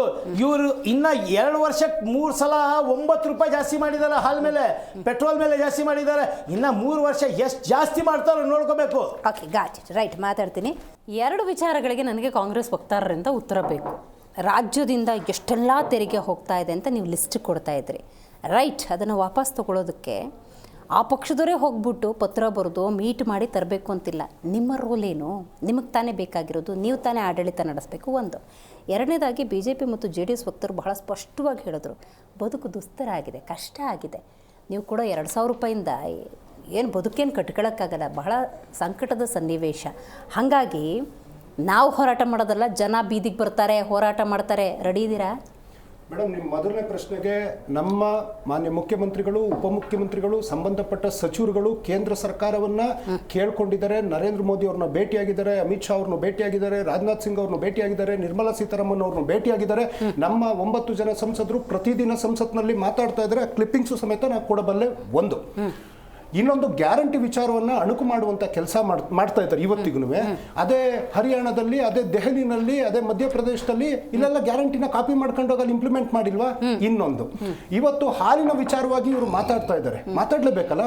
ಇವತ್ತು ಅವ್ರ ಸರ್ಕಾರ ಇದ್ದಾಗ ಇದೇ ನಮ್ಮ ಹೆಮ್ಮೆಯ ನಂದಿನಿಯನ್ನ ಅಮೂಲ್ಗೆ ಮರ್ಜ್ ಮಾಡೋದಕ್ಕೆ ಹೋಗಿ ಖಾಸಗೀಕರಣ ಮಾಡೋದಕ್ಕೆ ಹೋಗಿದ್ರಲ್ಲ, ಇವತ್ತೇನಿಲ್ಲ 100 ರೂಪಾಯಿ ಆಗೋಗಿರೋದು ಲೀಟರ್. ನೀವು ರೇಟ್ ಜಾಸ್ತಿ ಮಾಡಿ, ಅಮೂಲು ಬರುತ್ತೆ, ಮತ್ತೊಂದು ಬರುತ್ತೆ. ಇಲ್ಲ, ಬೇಡ, ರೀಸನಬಲ್ ಕಾಸ್ಟಿಗೆ ಇನ್ನೊಬ್ರು ಯಾರು ಕೊಡ್ತಾರೆ ಅಂತ ಅದನ್ನೇ ತಗೊಂತಾರೆ.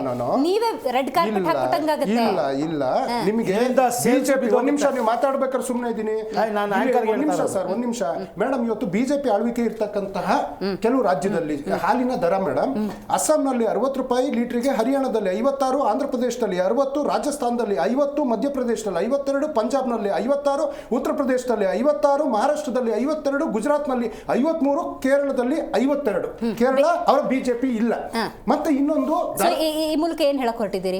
ಇಲ್ಲ ಎಲ್ಲ ಬೇರೆ ಪ್ರತಿ ರಾಜ್ಯಕ್ಕೆ ಹೋಲಿಸಿದ್ರೆ ನಮ್ಮಲ್ಲಿ ಕಡಿಮೆ ಹಣ. ಬೇರೆ ಯಾವ ರಾಜ್ಯದಲ್ಲಿ ಕಮ್ಮಿ ಇದೆ ಅದ್ರ ಲಿಸ್ಟ್ ತಗೋಬರ್ಬೇಕಿತ್ತು ನೀವು. ನೋಡಿ ಮೇಡಮ್, ಅದ್ರ ಜೊತೆ ಕಂಪೇರ್ ಮಾಡ್ಕೊಳ್ಳೋಣ, ನಾವೆಷ್ಟು ಜಾಸ್ತಿ ಇದೀವಿ ಅಂತ. ಇಡೀ ದೇಶದಲ್ಲಿ ನಂದಿನಿನೇ ಬಹಳ ಕಮ್ಮಿ ಇರ್ತಕ್ಕಂಥ ರೇಟು, ನೀವು ಚೆಕ್ ಮಾಡಬಹುದು. ಇನ್ನ ದರ ಏರಿಕೆ ಹೊಡೆತ ಅಂತ ಹೇಳ್ತಾ ಇದ್ರು, ಜನಗಳ ದುಸ್ತರ ಅಂತೇಳಿ. ನನಗೆ ಒಂದಿಷ್ಟು ಟೈಮ್ ಕೊಡಿ ಮೇಡಮ್, ನಾನು ಎಲ್ಲದಕ್ಕೂ ಇಸ್ವಿಗಳನ್ನ ಹೇಳೋದಕ್ಕೆ ಹೋಗೋದಿಲ್ಲ.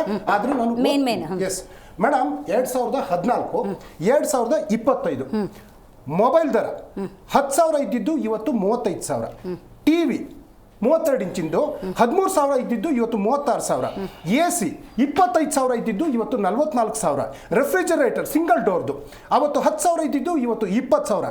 ಡಬಲ್ ಡೋರ್ದು 15,000 ಇದ್ದಿದ್ದು ಇವತ್ತು 35,000. ವಾಷಿಂಗ್ ಮಿಷನ್ 14,000 ಇದ್ದಿದ್ದು ಇವತ್ತು 35,000. ಗೋಲ್ಡ್ ಅವತ್ತಿನ ದಿನದಲ್ಲಿ 28,000 ಇದ್ದಿದ್ದು ಇವತ್ತು 93,000. ಇವತ್ತಿನ ರೇಟು 93,000. ಸಿಲ್ವರ್ 43,070 ರೂಪಾಯಿ ಇದ್ದಿದ್ದು ಇವತ್ತು 84,000 500 ರೂಪಾಯಿ. ಅದಾದ್ಮೇಲೆ ಸಿಮೆಂಟು 268 ಇತ್ತು, ಇವತ್ತು 410 ರೂಪಾಯಿ ಆಗಿದೆ. ಸ್ಟೀಲು ಟನ್ನಿಗೆ 39,000 ಇತ್ತು, ಇವತ್ತು 73,000 ರೂಪಾಯಿ ಆಗಿದೆ. PVC ಪೈಪು ರೈತರದಲ್ವಾ 60 ರೂಪಾಯಿ ಇತ್ತು ಮೀಟ್ರಿಗೆ, ಇವತ್ತು 150 ರೂಪಾಯಿಗೆ ಹೋಗಿ ತಲುಪಿದೆ. ಟ್ರ್ಯಾಕ್ಟ್ರು ರೈತರದಲ್ವಾ 1,70,000 ರೂಪಾಯಿ ಇದ್ದಿದ್ದು 24ರಲ್ಲಿ, ಇವತ್ತು 5,50,000. JCB ಜನ ಬಳಕೆ ಮಾಡುವಂಥದ್ದಲ್ವಾ 26 ಲಕ್ಷ ಇದ್ದಿದ್ದು ಇವತ್ತು 38 ಲಕ್ಷಕ್ಕೆ ಹೋಗಿ ತಲುಪಿದೆ. ಇನ್ನೋವಾ ಕಾರು 12 ಲಕ್ಷ ಇತ್ತು ಮೇಡಮ್ 14ರಲ್ಲಿ, ಇವತ್ತು 26 ಲಕ್ಷಕ್ಕೆ ಹೋಗಿ ತಲುಪಿದೆ. ಫಾರ್ಚುನರ್ ಇರ್ಬೋದು 25 ಲಕ್ಷ ಇದ್ದಿದ್ದು ಇವತ್ತು 42 ಲಕ್ಷಕ್ಕೆ ಹೋಗಿ ತಲುಪಿದೆ. ಇದ್ರಲ್ಲಿ ಅರ್ಧ ನೀವು ಹೇಳಿದ ಬಹುತೇಕ ಲಿಸ್ಟಲ್ಲಿ ಈ ಮಿಡಲ್ ಕ್ಲಾಸು ಕೆಲವರು ಅದನ್ನ ತಗೋತಾರೆ. ಈ ಲೋವರ್ ಮಿಡಲ್ ಕ್ಲಾಸ್ ಇರುತ್ತಲ್ಲ ಅವ್ರಿಗೆ ಸಂಬಂಧನೇ ಇಲ್ದಿರೋ ಸಬ್ಜೆಕ್ಟ್ ಇದು. ಇಲ್ಲ ಅದಕ್ಕೂ ಬರ್ತೀನಿ. ಉದಾಹರಣೆ ನಿಮ್ಗೆ ಟಿವಿ ಆಗ್ಲಿ ಮತ್ತಿನ್ನೊಂದಾಗ್ಲಿ ಪ್ರತಿಯೊಬ್ರು ಬಳಕೆ ಮಾಡ್ತಾರೆ ಮೇಡಮ್. ಇವಾಗ ಆಕ್ಟಿವ್ ಹೋಂಡಾ ನೀವು ಕೇಳಿದ್ರಿ 56,000 ಇದ್ದಿದ್ದು ಇವತ್ತು 1,08,000. ಹೀರೋ ಹೋಂಡಾ ಬೈಕು 53,000 ತಲುಪಿದೆ. ರೈತರು ಗೊಬ್ಬರ ಉಪಯೋಗಿಸ್ತಾರೆ. DAP ಇದ್ದಿದ್ದು 1,125 ರೂಪಾಯಿ, ಇವತ್ತು 1,900 ರೂಪಾಯಿ ಆಗಿದೆ. ಶುಗರ್ ಎಲ್ಲರ ಮನೆಯಲ್ಲೂ ಉಪಯೋಗಿಸುವಂಥದ್ದು. ಇಲ್ಲೇನೋ ಹನುಮಂತನ ಬಾಲ ಅಂದ್ರಲ್ಲ 30 ರೂಪಾಯಿ ಸಕ್ಕರೆ ಇದ್ದಿದ್ದು ಇವತ್ತು 60 ರೂಪಾಯಿಗೆ ಹೋಗಿದೆ. ಮೊಟ್ಟೆ ಎಲ್ಲರ ಮನೆಯಲ್ಲೂ ಬಳಸೋದು 2 ರೂಪಾಯಿ ಇತ್ತು, ಇವತ್ತು 6 ರೂಪಾಯಿಗೆ ಹೋಗಿ ತಲುಪಿದೆ. ಟೂತ್ ಪೇಸ್ಟ್ ಎಲ್ಲರ ಹಲ್ಲು ಉಜ್ಜಲ್ವಾ 15 ರೂಪಾಯಿ ಇತ್ತು, ಇವತ್ತು 68ಕ್ಕೆ ಹೋಗಿ ತಲುಪಿದೆ. ರೈಸ್ ಅಕ್ಕಿ ಅವತ್ತು ಮೂಟೆಗೆ 800 ರೂಪಾಯಿ ಇತ್ತು, ಇವತ್ತು 1,800 ಇಂದ 2,200 ರೂಪಾಯಿ. ಎಲ್ಲರೂ ಅನ್ನ ತಿನ್ನೋರಲ್ವಾ, ನಾವು ಉಚಿತವಾಗಿ ಅಕ್ಕಿ ಕೊಡ್ತಾ ಇದೀವಿ. ಏನ್ ಮೋದಿ ಅವರಲ್ಲ ಇದು ಏನೋ ಫುಡ್ ಆಕ್ಟ್ ಬಂದ್ಬಿಟ್ಟು ಫುಡ್ ಸೆಕ್ಯೂರಿಟಿ ಆಕ್ಟ್ ಬಂದು ನಾವು ಮನಮೋಹನ್ ಸಿಂಗ್ ಅವ್ರು ಕೊಟ್ಟಿರ್ತಕ್ಕಂಥದ್ದು. ಇನ್ನು ಬ್ರೆಡ್ ರೋಗಿಗಳು 35 ರೂಪಾಯಿ ಇದ್ದಿದ್ದು ಇವತ್ತು 70 ರೂಪಾಯಿಗೆ ಹೋಗಿ ತಲುಪಿದೆಯಲ್ಲ. ಚಪ್ಲಿ ಬಡವ್ರೆ ಹಾಕೋದಲ್ವಾ, ಚಪ್ಲಿ ಇವತ್ತು 200-250 ರೂಪಾಯಿ ಇತ್ತು, 600 ತನಕ ಆಟಾಡೋದು 200 ರೂಪಾಯಿ ಇತ್ತು, ಇವತ್ತು ಅದು ಹೋಗ್ಬಿಟ್ಟು 600-700 ರೂಪಾಯಿಗೆ. ನೀವು ಪಂಚೆ ತೆಗೆದ್ರೆ ಅವರು ನರೇಂದ್ರ ಮೋದಿ ಕೋಟ್ ತೆಗಿತಾರೆ. ಟಿಕೆಟ್ ಅವತ್ತು 50ರಿಂದ 100 ರೂಪಾಯಿ, ಇವತ್ತು ನಾವು ಹೋದ್ರೆ 1,000 ರೂಪಾಯಿ ತನಕ ಹೋಗಿ ಟಿಕೆಟ್ ತಲುಪಿದೆ. ಜೊತೆಗೆ ಇವತ್ತು ಕೇಂದ್ರ ಯಾವ ರೀತಿಯಾಗಿ GST ಅನ್ನ ಹೇರಿ ಅವೈಜ್ಞಾನಿಕ ಆರ್ಥಿಕ ನೀತಿಗಳನ್ನ ತಂದು ನಮಗೆ ಕೊಡಬೇಕಾದ ಇರ್ತಕ್ಕಂಥ ನ್ಯಾಯಯುತವಾದಂತಹ ತೆರಿಗೆಯನ್ನು ಕೊಡ್ತಾನೆ ನಾಡಿಗೆ ಮೋಸ ಮಾಡ್ತಾ ಇರೋದ್ರ ಜೊತೆಗೆ ಸಾಲದ ಬಗ್ಗೆ ಮಾತಾಡಿದ್ರು. ಸಾಲಕ್ಕೂ ಒಂದು ಹೇಳ್ಬಿಡ್ತೀನಿ ಮೇಡಮ್, ಇದೇ BJPನವರ ಬಜೆಟ್ ಮಾಡಿದಾಗ 2023-24 77,750 ರೂಪಾಯಿ ಸಾಲ ಮಾಡಿದ್ರು. ಯಾವ ಅಭಿವೃದ್ಧಿ ಮಾಡಿದ್ದಾರೆ? 22-23ರಲ್ಲಿ 72,000 ಕೋಟಿ ರೂಪಾಯಿ ಸಾಲ ಮಾಡಿದ್ರು. 21-22ರಲ್ಲಿ 71,372, 20-21ರಲ್ಲಿ 59,918. JDS ಕುಮಾರಸ್ವಾಮಿ ಅವರು ಇದ್ದಾಗಲೂ ಸಮೇತ 48,601 ಕೋಟಿ ರೂಪಾಯಿ ಸಾಲ ಮಾಡಿದ್ರಲ್ಲ. ಅದರಲ್ಲಿ 24,000 ರೂಪಾಯಿ ಸಾಲ ಮನ್ನಾ ಮಾಡಿದ್ದಾರೆ.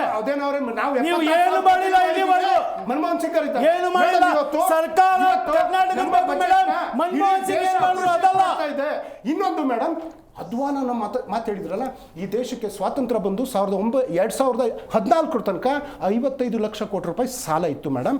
ಇವತ್ತು ಆರ್ಥಿಕ ನೀತಿಯ ವಿವರ ಹೇಳ್ತಾ ಇದೆ 269 ಲಕ್ಷ ಕೋಟಿ ರೂಪಾಯಿ ನರೇಂದ್ರ ಮೋದಿ ಅವರು ಸಾಲ ಮಾಡಿದಾರಲ್ಲ.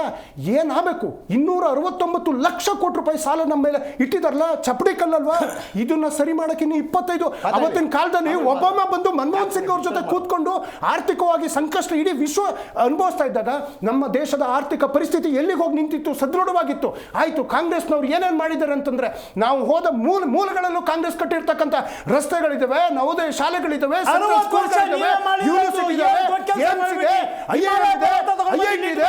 ಏರ್ಪೋರ್ಟ್ಗಳಿದೆ, ಬಂದರುಗಳಿದೆ. ಮಧ್ಯ ಮಾತಾಡಿ ಈ ದೇಶಕ್ಕೆ ಇವತ್ತು ಸೆಂಟ್ರಲ್ ಮಿನಿಸ್ಟರ್ ಆಗಿ ಕುಮಾರಸ್ವಾಮಿ ಅವರು ಒಂದೇ ಒಂದು ಉದ್ಯೋಗ, ಒಂದೇ ಒಂದು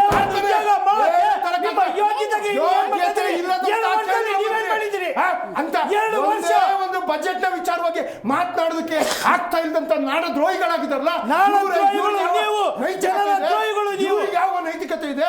ಮತ್ತೆ ಇನ್ನೊಂದು ಮೇಡಮ್, ನಮ್ಮ ತೆರಿಗೆ ಹಣ ವಾಪಸ್ಸು ಏನು ಕೊಟ್ರೆ ಬಂದ್ರೆ ಒಂದಿನ ರೂಪಾಯಿ ಕಮ್ಮಿ ಮಾಡ್ತೀವಿ, 20 ರೂಪಾಯಿ ಕಮ್ಮಿ ಮಾಡ್ತೀವಿ. ಇವತ್ತು ಇದೇ ಪೆಟ್ರೋಲ್ ಬಗ್ಗೆ 2 ರೂಪಾಯಿಗೆ ನೀವು ಮಾತಾಡ್ತಿರಲ್ಲ, 55 ರೂಪಾಯಿ ಡೀಸೆಲ್ ಇವತ್ತು 100 ರೂಪಾಯಿಗೆ ಮಾಡಿದವ್ರು ಯಾರು? 65 ರೂಪಾಯಿ ಪೆಟ್ರೋಲ್ 110ಕ್ಕೆ ಮಾಡಿದ್ದು ಯಾರು? 350 ರೂಪಾಯಿ ಗ್ಯಾಸ್ 1250 ಮಾಡಿದ್ದು ಯಾರು? ಯಾವ ನೈತಿಕತೆ ಮೇಲೆ ಇವ್ರು ಪ್ರಶ್ನೆ ಮಾಡ್ತಾ ಇದ್ದಾರೆ? ಮೇಡಮ್, ಒಂದೇ ಒಂದು ನಾನು ಉತ್ತರ ಕೊಟ್ಬಿಡ್ತೀನಿ ಸರ್, ದಯವಿಟ್ಟು ಮಾತಾಡಿ ಸರ್, ಮಾತಾಡಿ. ಯಾವ ನೈತಿಕತೆ ಅಂತ ಹೇಳೋ ಯೋಗ್ಯತೆ ಇಲ್ದಿರೋ ಸರ್ಕಾರ ಇದು. ನಮ್ಗೆ ಆವತ್ತು ಹೇಳಿದ್ರಲ್ಲ 40,000ದಲ್ಲಿ 24,000 ಕೋಟಿ ಈ ಸಾಲ ಮನ್ನಾ ಮಾಡಿದ್ವಿ. ಸಾಲ ಮನ್ನಾ. ಆಯ್ತಾ ಮೇಡಮ್? ಇಲ್ಲಿವರೆಗೂ ಸಾಲ ಎಷ್ಟು ಇಟ್ಟು ಬೇರೆ ಅನ್ನೋದು ಸೆಂಟ್ರಲ್ important. ಮಾತ್ರ ಮಾತಾಡ್ತಾ ಇದ್ದಾರೆ. ಮೇಡಮ್, ಸ್ಟೇಟ್ ಬಗ್ಗೆ ಬೇರೆ ಮಾತಾಡಬೇಕು. ಹೇಳ್ತೀನಿ. ಸ್ಟೇಟ್ ಅಲ್ಲಿ ಏನ್ ನಡೀತಾ ಇದೆ? 5,000 ಕೋಟಿ ರೂಪಾಯಿ ನೀವು ಏನ್ ಹೇಳಿದ್ರಿ ಸಾಲ ಇಟ್ಟು ಹೋದ್ರು. ಮೇಡಮ್? ನಿಮ್ಮ ಒಂದು manifesto ಅಲ್ಲಿ ನಾವು ಬಂದ್ಮೇಲೆ manifesto ಅಲ್ಲಿ ಏನ್ ಈ ಹೇಳಿದ್ರಿ? ಬಜೆಟ್ ಅಲ್ಲಿ 9 ಸಾಲದ ಬಗ್ಗೆ ಆಗ್ಲಿ ಎಲ್ಲಾದ್ ಹೇಳ್ಬಿಟ್ಟು ಈ 7 ವರ್ಷದಲ್ಲಿ ರಾಜ್ಯಕ್ಕೆ ನಯ ಪೈಸೆ ತರಕ್ಕಾಗಿಲ್ಲ. ಅಯ್ಯ, ನಿಮ್ಮ ಯೋಗ್ಯತೆ ಇಲ್ಲ. ಅವ್ರು ಏನು ಕೆಲಸ ಮಾಡೋಕೆ ಬಿಡ್ತಾ ಇಲ್ಲ. ಟಾಮ್ ಬಾರ್ಸಿರಿ ಜೋರು ಅಲ್ಲಾಡ್ತಾ ಇದ್ದೀರಿ. ನಾಳೆ ದ್ರೋಹಿಗಳು. ನಾಳೆ ಒಬ್ರು ಗೆಲ್ಲಲ್ಲ. ನಾಳೆ ದ್ರೋಹಿಗಳು. ನಾಳೆ ಒಬ್ರಲ್ಲ. ನಿಮ್ಮ ಯೋಗ್ಯತೆಗೆ ನೆಕ್ಸ್ಟ್ ಎಲೆಕ್ಷನ್ 50 ಸೀಟ್ ಬರಲ್ಲ ನೀವು. ಈ ಜನ ನಿಮ್ಮನ್ನ ಪಾಠ ಕಲಿಸ್ತಾರೆ. ನೆಕ್ಸ್ಟ್ ಟೈಮ್ 5 ಸೀಟ್ 5 ಸೀಟ್ ಅಲ್ಲ 50 ಸೀಟ್ ನೀವು ಬರಲ್ಲ. This is challenge. Ganesh sir, Ganesh ನಿಮ್ಮ ಸರ್. ಹಾಳಾಗಿರೋ ಯೋಗ್ಯತೆಗೆ ನೋಡಿ ಕಾಂಗ್ರೆಸ್ ವಕ್ತಾರ ಚಾಲೆಂಜಿಗೆಲ್ಲ ನಾವು ತಲೆನೇ ಕೆಡಿಸ್ಕೊಳ್ಳಲ್ಲ. ಅಯ್ಯ, ನೀವು ಯಾವ್ದಕ್ಕೆ ತಲೆ ಕೆಡಿಸ್ಕೊಳ್ಳಿ? ಈ ರಾಜ್ಯವನ್ನು ಹಾಳು ಮಾಡಕ್ ಹೊಂಟಿರೋರು. ಮೂಲೆಗೆ ಎಷ್ಟು ಬಿಟ್ಟಿದ್ದಾರೆ. ಅದೇ ಈ ರಾಜ್ಯವನ್ನು ಹಾಳು ಮಾಡಕ್ ಹೊಂಟಿರೋರು ನೀವು. ಕಾಂಗ್ರೆಸ್ ವಕ್ತಾರರು ಇವತ್ತು ಬಹಳ ದೊಡ್ಡ ವಿಚಾರವನ್ನ ಹೇಳಿದ್ದಾರೆ. ಹೇಳಿ. ಬರೋ ಬಾಕಿ ತೆರಿಗೆ ರಿಟರ್ನ್ಸ್ ಬಂತು ಅಂತ ಹೇಳಿದ್ರೆ ಹಾಲಿನ ದರ 20 ರೂಪಾಯಿಗೆ ಬರುತ್ತೆ. ಇದಕ್ಕಿಂತ ಸದಾವಕಾಶ ಯಾವ್ದು ಬರಲ್ಲ ಮತ್ತೊಂದಿಲ್ಲ. ಮೇಡಮ್, ಎಲ್ಲ ನೋಡಿ, ಸುಳ್ಳು. ನಿಮ್ಮ ಜವಾಬ್ದಾರಿ ಬಹಳ ದೊಡ್ಡದಾಗಿದೆ. ಏನ್ ಮಾಡ್ತಿದ್ದಾರೆ ನಿಮ್ಮ ಸಂಸದರು ಅಂತ ಪ್ರಶ್ನೆ ಮಾಡ್ತಿದ್ದಾರೆ. ಮೇಡಮ್ನರೆ, ಕೂತ್ಕೊಂಡು ತಿನ್ನುವಂಗೆ ಕುಡಿಕೆ ಒಂದು ಸಾಲದು ಅಂತ ತಲೆಯಲ್ಲಿ ಮೂಳೆನೂ ಇಲ್ಲ, ಏನೂ ಇಲ್ಲ. ಯಾವುದೋ ನಿಂತ್ಕೊಂಡು ಭಾಷಣದಲ್ಲಿ ಕಾಕಾ ಪಾಟೀಲ ನಿನಗೂ ಇವು ತಲೆಯಲ್ಲಿ ಏನಿದೆ ಅಂತ ಮಾತಾಡ್ತೀರಾ ಮೇಡಮ್. ನೀವು ಕೂಡ ಅದೇನೋ ಹೇಳ್ತೀರ ತಾಲಿ ಬಜಾವು ಅಂತ ನೀವು ಹೊಡಿಯೋಕ್ಕೆ ಹೋಗ್ತೀರಾ. ನಾನು ಸ್ವಲ್ಪ ಮರುಕ ಇದೆ ಆ ವಿಚಾರದಲ್ಲಿ. ಯಾಕೆ ಅಂದರೆ ಮೇಡಮ್, ಇವತ್ತಿನ ಆರ್ಥಿಕ ಪರಿಸ್ಥಿತಿ ನಿಮಗೂ 100 ರೂಪಾಯಿ, ನನಗೂ 100 ರೂಪಾಯಿ, ನಿಮಗೆ 150 ಆಗಲ್ಲ, ನನಗೂ 100 ರೂಪಾಯಿ ಆಗಲ್ಲ. ಇವರು ಕೊಡೋದೆಲ್ಲ ಕೊಟ್ಟರೆ ಮಾಡ್ತೀನಿ ಅಂತ ಹೇಳಕ್ಕೆ ನಮ್ಮನ್ನು ಸಾಯಿಸ್ತಾ ಇದ್ದಾರೆ ಜನಗಳನ್ನ. ನಾನು ಬಿ ಜೆ ಪಿ ಅಂತ ತಿಳ್ಕೊಂಬೇಡಿ, ನಾನು ಈ ರಾಜ್ಯದ ಒಬ್ಬ ಪ್ರಜೆ. ಪಕ್ಷದ ವತಿಯಿಂದ ಬಂದಾಗ ಈ ಸಿದ್ಧಾಂತದ ವತಿಯಿಂದ ನಾನು ಬಿ ಜೆ ಪಿಯೇನು, ಅವರು ಕಾಂಗ್ರೆಸ್ನವರು ಪಕ್ಷದ ವತಿಯಿಂದ ಅವರು ರಾಜ್ಯದ ನೀವು ಇಷ್ಟು ತುಂಬ ದೂರ ಹೋಗಬೇಡಿ. ಸಿದ್ದರಾಮಯ್ಯನವ್ರ ಮನೆಗೆ ಹೋಗಿ ಅವ್ರ ಹೆಂಗಸರನ್ನ ಕೇಳಿ, ಯಾಕೆ ಬಂತಪ್ಪ ಈ ಸರ್ಕಾರ, ಇಷ್ಟೊಂದು ಬೆಲೆ, ಇಷ್ಟೊಂದು ನೋಡಿ ಮೇಡಮ್ ಇರ್ರಿ, ಯಾಕಪ್ಪ ಇವ್ರು ಮನುಷ್ಯರನ್ರಿ. ಇವ್ರು ಹೇಳಿದ್ರು ಮನೆ ಕೆಲಸದವ್ರಿಗೆ, ಟೈಲರಿಂಗ್ ಕೆಲಸದವ್ರಿಗೆ, ಮಧ್ಯಮ ವರ್ಗದವ್ರಿಗೆ ಇಷ್ಟೊಂದು ಬೆಲೆ ಜಾಸ್ತಿ ಮಾಡಿ ಅವ್ರ ಬದುಕಲ್ಲಿ ಏನ್ರಿ ಕೊಡ್ತಾರೆ? ಕೊಡೋ ಇರ್ರಿ, ನಾನು ನೇರವಾಗಿ ಮಾತಾಡ್ತೀನಿ ನಿಮಗೆ.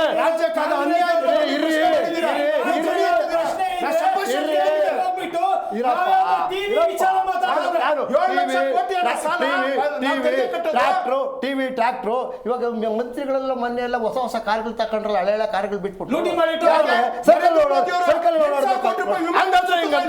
ಹಂಗಂದ್ರೆ ಹಿಂಗಂತ. ಯಾಕೆ ಇವ್ರಿಗೆ ಮಾತ್ರ ಬೇಕಾದಾಗಿದ್ದು? ಯಾಕೆ ಮಂತ್ರಿಗಳೆಲ್ಲ ಹೊಸ ಹೊಸ ಕಾರ್ಗಳು ತಕೊಂಡ್ರು? ಆಗ ಸೈಕಲ್ ಓಡಾಡಬೇಕಾಗಿತ್ತು, ಜನರಲ್ಸ್ಗೆ ಕೊಡಬೇಕಾಗಿತ್ತು. ಸಿದ್ದರಾಮಯ್ಯವ್ರ ಮನೆಗೆ ಹೆಂಗಸರನ್ನ ಕೇಳಿ, ಖಂಡಿತ ಅವರು ನಮ್ಮ ಯಜಮಾನರು ಮುಖ್ಯಮಂತ್ರಿ ಬೇರೆಯವರಾಗಿದ್ದರೆ ಇವ್ರು ಮನುಷ್ಯರನ್ರಿ ಅಂತ ಹೇಳ್ತಿದ್ರು. ಯಾಕೆ ಜನಗಳ ಆಮೇಲೆ ಡಿ ಕೆ ಶಿವಕುಮಾರ್ ಮನೆಗೆ ಅವರು ಮನುಷ್ಯರ ಬನ್ರಿ, ನಮ್ಮ ರಾಜ್ಯದಲ್ಲಿರೋರೆ, ನಾವೇನು ಬೇರೆ ಅವ್ರ ಮನೆಗೂ ಬನ್ರಿ. ಜನಸಾಮಾನ್ಯರಲ್ಲಿ ಅವರು ಸಾಮಾನ್ಯ. ಬಿಜೆಪಿ ಫೇಲ್ ಆಗಿರೋದೇ ಇಲ್ಲಿ sir. You are going to personal. ಬೇಡ, ವಿಷಯ ಮಾತಾಡೋಣ. ಮೇಡಮ್ ನಾನು ಬರ್ತೀನಿ. ನೀವು ಅವರು ಟ್ರ್ಯಾಕ್ಟ್ರು, JCB ಎಲ್ಲ, ಇನೋವಾ ಕಾರು, ಬಂಗಾರ ಎಲ್ಲ ಕೇಳಿದ್ರಲ್ಲ ಮೇಡಮ್. ಅವ್ರು ಕೇಳ್ಕೊಂಡು ಬಿಟ್ಟಿದ್ರಲ್ಲ, ಯಾವತ್ತಿಂದ ಬಂಗಾರ ಇಟ್ಟರೆ ಜುಟ್ಟಿಗೆ ಮಲ್ಗ ಒಂದು ನೀವು ಕೇಳ್ಬೇಕಾ? ಹಿಂದೂ ಅದೇ 10 ವರ್ಷ ಹೆಣ್ಮಕ್ಳು ಕಿವಿವಾಲೆ, ಹಿಂದೂ ಹೆಣ್ಮಕ್ಳು ಅದೇ 10 ವರ್ಷದಲ್ಲಿ ಇವ್ರು 10 ವರ್ಷ ಬೆಳೆದಿಲ್ವಾ? 10 ವರ್ಷ 2ನೇ ಸತಿ ಮುಖ್ಯಮಂತ್ರಿ ಆಗಿಲ್ವಾ? ಮೊದಲನೇ ಮುಖ್ಯಮಂತ್ರಿ ತರ ಆಡಳಿತ ನಡೆಸ್ತವ್ರೆ ಕಾಂಗ್ರೆಸ್ನವರು. ಮೊದಲನೇ ಮುಖ್ಯಮಂತ್ರಿ ಕಾಂಗ್ರೆಸ್ ಧೀರ, ಶೂರ, ವೀರ. ಈಗ ಒಂಥರ ಯಾಕೆ ಅವಾಗ ಹಂಗಿತ್ತು. ಈಗೇನಾಗ್ಬಿಟ್ಟಿದೆ? ಈಗ ಪಾಳೆಗಾರ ನೋಡಿದ್ರ ಗುಳಿವಾಸದಲ್ಲಿ ಪಾಳೆಗಾರನ ಕೈಲಿ ಕತ್ತಿ ಇರ್ತದೆ, ಅವ್ನ ಸುತ್ತಲೂ ಎಳೆಯವರಿದ್ದಾರೆ. ಈಗ ಅವಾಗ ಪಾಳೆಗಾರನು ಅವನೇ ಪಾಳೆಗಾರ ನೋಡಿದಿರಾ? ಆ ಕಡೆ ಅವ್ನು ಹೊಡಿಯೋಕೆ ಹೋದ, ಈ ಕಡೆ ಹೇಳಿದ್ರೆ ಈ ಕಡೆ ಹಂಗೆ ಪಾಳೆಗಾರ ಸಿದ್ದರಾಮಯ್ಯನೇ ಎಳೆಯೋರು ತುಂಬಾ ಇದಾರಮ್ಮ. ಪಾಪ ವಿಜೇಂದ್ರ ಏನೋ ಹೋರಾಟ ಮಾಡಕ್ ಹೊರಟಿದ್ರು.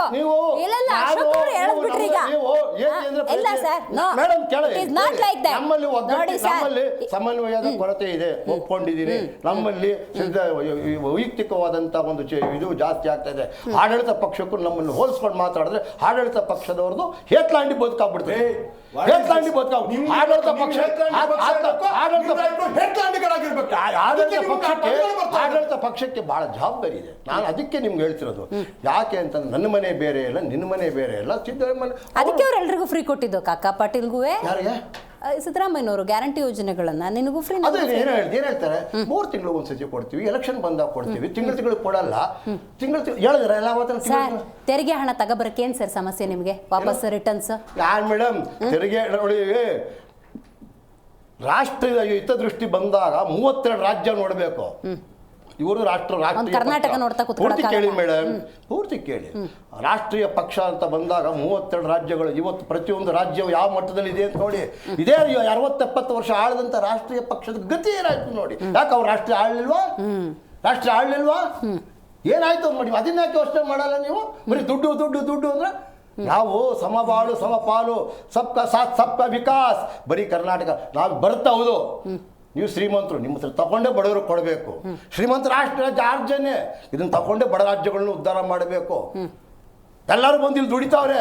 ಬರೀ ಕನ್ನಡದವರೇ ಇನ್ನೊಬ್ರಲ್ಲ, ಎಲ್ಲರೂ ಬಂದು ದುಡಿತಾ ಇದಾರೆ ಮೇಡಮ್.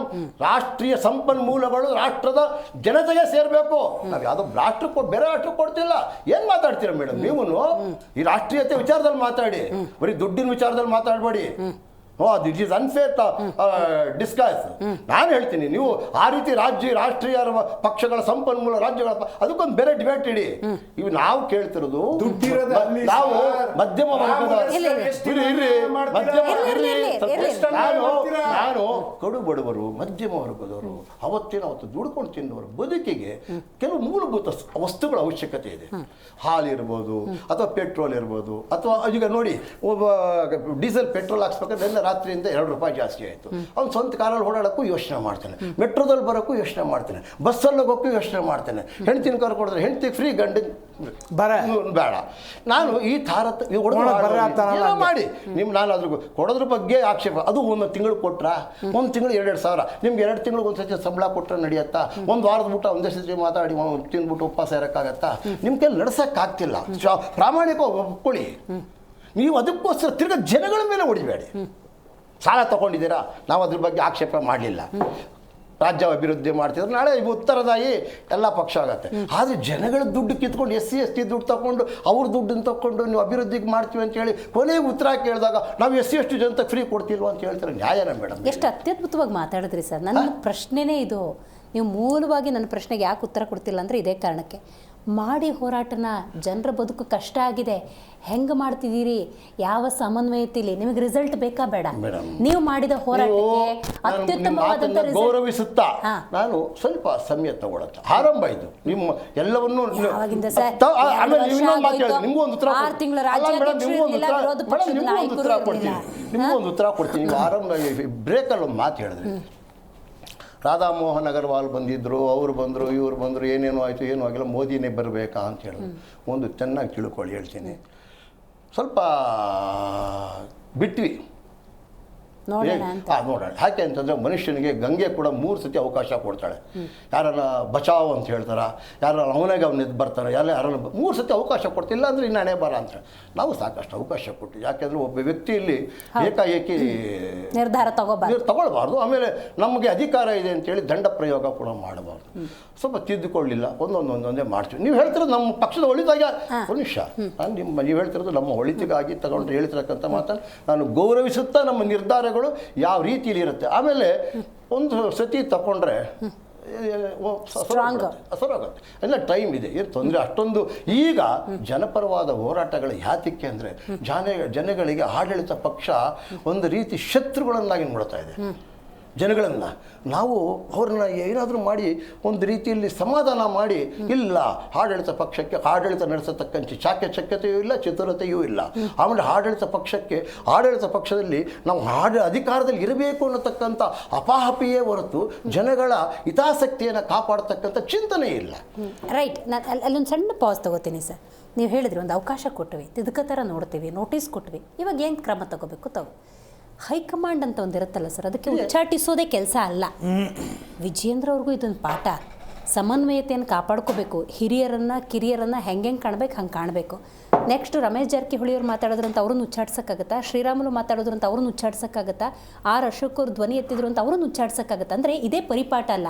ಸೊ ಕೂಡಿಸುವಂಥ ಕೆಲಸ ಸಾರಿ ನೋಡಿ, ರಮೇಶ್ ಜಾರಕಿಹೊಳಿ ಏನು ಹೇಳಿದ್ರು, ನಾನು ಪಕ್ಷವನ್ನು ಬಿಟ್ಟು ಹೋಗುವುದಿಲ್ಲ, ಅವರು ಬೇರೆ ಪಕ್ಷ ಕಟ್ಟಿದರೂ ಹೋಗುವುದಿಲ್ಲ, ನಾನು ಅವ್ರ ಜೊತೆಯಲ್ಲಿ ಇದ್ದೆ.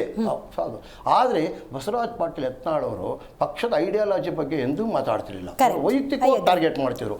ಸಾಕಷ್ಟು ಹೇಳಿದ್ವಿ, ಅವ್ರು ಇವತ್ತಿಗೂ ವೈಯಕ್ತಿಕವಾಗಿ ಟಾರ್ಗೆಟ್ ಮಾಡ್ತಾರೆ. ಆಮೇಲೆ ಅವ್ರ ಜೊತೆಲಿ ಹೋದಂಥವ್ರೆಲ್ಲರಿಗೂ ಕೂಡ ಏನೋ ಈ ಮನುಷ್ಯನ ಬಿಡೋದು ಬೇಡ, ಅವ್ನ ವಿಚಾರ ಅವನಲ್ಲಿ ಒಳ್ಳೇದೊಂದು ಸ್ವಲ್ಪ ಇದಕ್ಕೆ ಇರ್ಬೋದು ಎಲ್ಲ ಹೋದ್ರು. ಆದರೆ ಮೊನ್ನೆ ಅವ್ರನ್ನ ಇದಾಗಿದ ತಕ್ಷಣ ಯಾರಾದರೂ ಹೋದ್ರಾ? ಇಲ್ಲ.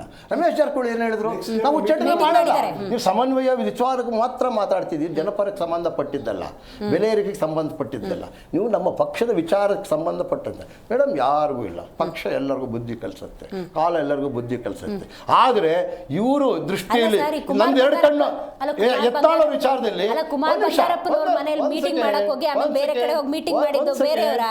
ಒಂದು ಸೆಕೆಂಡ್ ಎತ್ನಾಳು ವಿಚಾರದಲ್ಲಿ ಅವ್ರು ಮಾತಾಡ್ತಾ ಇದ್ದಂಥ ಸಂದರ್ಭದ ಎಲ್ಲರಲ್ಲೂ ಕೂಡ ಎಲ್ಲವ ಸಂದರ್ಭದಲ್ಲೂ ಕೂಡ ನಾನು ಎರಡು ಕಣ್ಣು ಹೋದ್ರೂ ಕೂಡ ಅವ್ರದ್ದು ಒಂದು ಕಣ್ಣು ಹೋಗ್ಬೇಕು ಅನ್ನೋ ನೀತಿಯಲ್ಲಿತ್ತಲ್ಲ, ಅದನ್ನು ನಾನು ಖಂಡಿತವಾಗ್ಲಿ ವಿರೋಧ ಮಾಡ್ತೀನಿ. ಅವರು ವೈಯಕ್ತಿಕವಾಗಿ ಅವರಲ್ಲಿ ಒಂದು ಹೋರಾಟ. ನನ್ನ ಉದ್ದೇಶ ಇಷ್ಟೇ ಸರ್, ನೀವು ಹೋರಾಟ ಮಾಡ್ತೀರಾ ಮಾಡಿ, ದೊಡ್ಡ ಮಟ್ಟದಲ್ಲೇ ಮಾಡಿ, ಜನರಿಗೆ ನ್ಯಾಯ ಕೊಡಿಸೋವರೆಗೂ. ಆದ್ರೆ ಇಲ್ಲೂ ತಿಳ್ಕೊಳ್ಳಿ, ಮೊದಲು ಹೋರಾಟ ಅಂತಂದ್ರೆ ನಾವು ಜಿಲ್ಲಾ ಕಚೇರಿಗಳಲ್ಲಿ ಮಾಡ್ತಿದ್ವಿ, ರಸ್ತೆಗಳಲ್ಲಿ ಮಾಡ್ತಿದ್ವಿ, ಕಚೇರಿಗಳ ಮುಂದೆ ಮಾಡ್ತಿದ್ವಿ. ಈಗ ಕಾನೂನು ಒಂದು ರೂಪ ಮಾಡಿದರೆ ಎಲ್ಲಾ ಹೋರಾಟಗಳು ಫ್ರೀಡಂ ಪಾರ್ಕ್ ಅಲ್ಲೇ ಮಾಡಬೇಕಾಗಿರೋದ್ರಿಂದ ಆ ಹೋರಾಟದ ವ್ಯಾಪ್ತಿ ಅಥವಾ ಹೋರಾಟಕ್ಕೆ ಸಿಗೋ ಲಿಮಿಟ್ ಆಗ್ಬಿಟ್ಟಿದೆ. ಅದನ್ನು ನಾನು ಗೌರವಿಸ್ತೀನಿ. ಮೇಡಮ್, ವಿಧಾನಸೌಧಕ್ಕೆ ಮುದ್ಕೆ ಹಾಕಿದೀವಿ, ಮಾಡಿ ಅಂತೀರಾ, ನೀವು ವೆಲ್ಕಮ್ ಮಾಡ್ತಿದ್ದೀರಾ? ಫಸ್ಟ್ ತೆರಿಗೆ ವಿಚಾರಕ್ಕೆ ಮಾಡ್ಲಿ ಮೇಡಮ್. ಯಾಕೆ ಮಾಡ್ತಾರೆ ಅಂದ್ರೆ MLA ಮಾಡ್ತಾರೆ, MP ಮಾಡ್ತಾರೆ, MLCಗಳು ಮಾಡ್ತಾರೆ. ಅವರು ನಮ್ಮಂತವರೆಲ್ಲ ಬೇರೆಯವರೆಲ್ಲ ಓದ್ತು ಅಂದ್ರೆ ಇವರೆಲ್ಲ ಇರಬೇಕು ಇರ್ತಾರೆ, ಅವರೆಲ್ಲ ಹೇಳ್ತಾರೆ. ಸೈಯದ್ ಅವರೇ, ನಿಮ್ದು ಲಾಸ್ಟ್ ರಿಯಾಕ್ಷನ್ ಏನು ಹೇಳಕ್ ಬಯಸ್ತೀರಿ? ಒಂದೇನು ಗೊತ್ತಾ ಮೇಡಮ್, ಇವ್ರು ಮಾಡ್ತಿರೋ ಬೆಲೆ ಏರಿಕೆ ಇದು ಈ ರಾಜ್ಯದ ಜನರಿಗೆ ಒಂದು ಪಾಠ. ಆಯ್ತು, ಇವ್ರು ಶಿಕ್ಷೆ ಕೊಡ್ತಾ ಇರೋದು. ಯಾಕಂದ್ರೆ ಇನ್ನೊಂದ್ಸಲ ಯಾವುದೇ ಪಕ್ಷ ಆಗಲಿ ಇಂಥ ಫ್ರೀ ಸ್ಕೀಮ್ಗಳು ಕೊಟ್ಟರೆ ಆ ಬಲಕ್ಕೆ ಬೀಳಬಾರ್ದು, ಅಂಥವ್ರಿಗೆ ಓಟೆ ಆಗಬಾರ್ದು ಅಂತ ಇದು ಒಂದು ಪಾಠ. ಒಳ್ಳೇದಾಯಿತು. ಇನ್ನು 3 ವರ್ಷ ಏನಾಗುತ್ತೋ ಈ ರಾಜ್ಯದ ಗತಿ ಗೊತ್ತಿಲ್ಲ. ಅಭಿವೃದ್ಧಿ ಅಂತೂ ಶೂನ್ಯವಾಗಿದೆ. ಇನ್ನೊಂದು ವಿಚಾರ ಹೇಳ್ಬೇಕು ಮೇಡಮ್, ಇವಾಗ ಸರ್ಕಾರಿ ಹಾಸ್ಪಿಟಲ್ಸ್ ಹೆಂಗಾಗಿದೆ ಅಂದರೆ, ನಮ್ಮ DJ ಹಳ್ಳಿ ಪುಲಿಕೇಶಿ ನಗರ್ ಈ ಹೆರಿಗೆ ಹಾಸ್ಪಿಟ್ಲ್ ಇದೆಯಲ್ಲ, ಇಲ್ಲಿ ಹೆರಿಗೆ ಹಾಸ್ಪಿಟ್ಲಲ್ಲಿ ನೀರಿಲ್ಲ, ಕರೆಂಟ್ ಹೋದರೆ ಜನ್ರೇಟ್ರ್ ಇಲ್ಲ. ಇವ್ರು ಕಾಂಗ್ರೆಸ್ MLA AC ಶ್ರೀನಿವಾಸ್ ಅವ್ರಿಗೆ ಅದರ ಬಗ್ಗೆ ಕಾಳಜಿ ಇಲ್ಲ, ಸ್ಕೂಲ್ ಬಗ್ಗೆ ಕಾಳಜಿ ಇಲ್ಲ, ಬೇರೆ ಚರಂಡಿ ಅಭಿವೃದ್ಧಿ ಬೇರೆ ಎಲ್ಲಿ ನೋಡಿದ್ರು ಚರಂಡಿ ಅಭಿವೃದ್ಧಿ ಪೋಸ್ಟರ್ ಮಾತ್ರ ಕಾಣ್ತವೆ. ಇತ್ತೀಚೆಗೆ ಅವರು ಚರಂಡಿ ಅಭಿವೃದ್ಧಿ ಸಚಿವರಾಗಿ ಹೋಗಿದ್ದಾರೆ. ಚರಂಡಿ ಬಿಟ್ಟರೆ ಪಾಪ ಅವ್ರಿಗೆ ಯಾವುದಾದ್ರೂ ಕೆಲಸ ಗೊತ್ತಿದೆಯಲ್ಲ ನನಗೂ ಗೊತ್ತಿಲ್ಲ. ಹಿಂಗಿದೆ, ಮೂಲ ಸೌಕರ್ಯಗಳಿಲ್ಲ. ಕಸ ಅಂತೂ ಪುಲಿಕೇಶಿ ನಗರ್ DJ ಹಳ್ಳಿಯಲ್ಲಿ ಕಸದ ಬೆಟ್ಟಗಳಾಗೋಗಿದ್ದಾವೆ. ಅದು ನಮ್ಮ ವಿಧಾನಸೌಧದಿಂದ ಜಸ್ಟ್ 6 ಕಿಲೋಮೀಟರ್ಸ್ ಕ್ಷೇತ್ರ. ಹಿಂಗಿದೆ ಇವ್ರ ಅಭಿವೃದ್ಧಿ, ರೋಡ್ಗಳು ಎಲ್ಲ ನೋಡ್ಕೊಂಡ್ರೆ ಗೊತ್ತಾಗ್ತಾ ಇದೆ. ಯಾವುದೇ ಕಾರಣಕ್ಕೂ ಬರ್ತೀನಿ ನಾನು, ಯಾವುದೇ ಕಾರಣಕ್ಕೂ ಇದೇ ಕೊನೆ. ಮುಂದೆ ಜನ ಇವರಿಗೆ ಪಾಠ ಕಲಿಸ್ತಾರೆ. ನನ್ನ ಪ್ರಶ್ನೆ ಇಷ್ಟೇ ಸರ್, ನೀವು ಹೋರಾಟ ಮಾಡ್ತೀರಾ ಮಾಡ್ತೀವಿ, ಜನರಿಗೆ ತಿಳಿಸಿ, ಜನರೇ ಹೋರಾಟ ಮಾಡ್ತಿದ್ದಾಗ ಅವ್ರ ಜೊತೆ ನಿಂತ್ಕೋತೀರಾ, ರೈಟ್? ಬಟ್ ಹೆಂಗೆ, ಯಾವ ನೈತಿಕತೆಯಲ್ಲಿ ಅವ್ರು ಅಷ್ಟು ಸಮಸ್ಯೆ ಮಾಡ್ಕೊಂಡಿದ್ದಾರೆ, ಅವ್ರ ಜೊತೆ ಬೇರೆ ನೀವು ಹೋರಾಟ ಮಾಡಬೇಕು? ಇನ್ನು ಮೂಢ ಹೋರಾಟ ಮಾಡೋದ್ರಲ್ಲ, ಲಾಸ್ಟಿಗೆ ಆಗಿದ್ದು ಗಲಾಟೆ ಕಣ್ ತುಂಬ್ಕೊಂಡ್ಬಿಟ್ಟಿದ್ದೀವಿ ಸರ್ ನಾವು. ಮೇಡಮ್ ಒಂದೇ ಒಂದು ಜನರ ಬಗ್ಗೆ ನಂಗೆ ಬಿಜೆಪಿ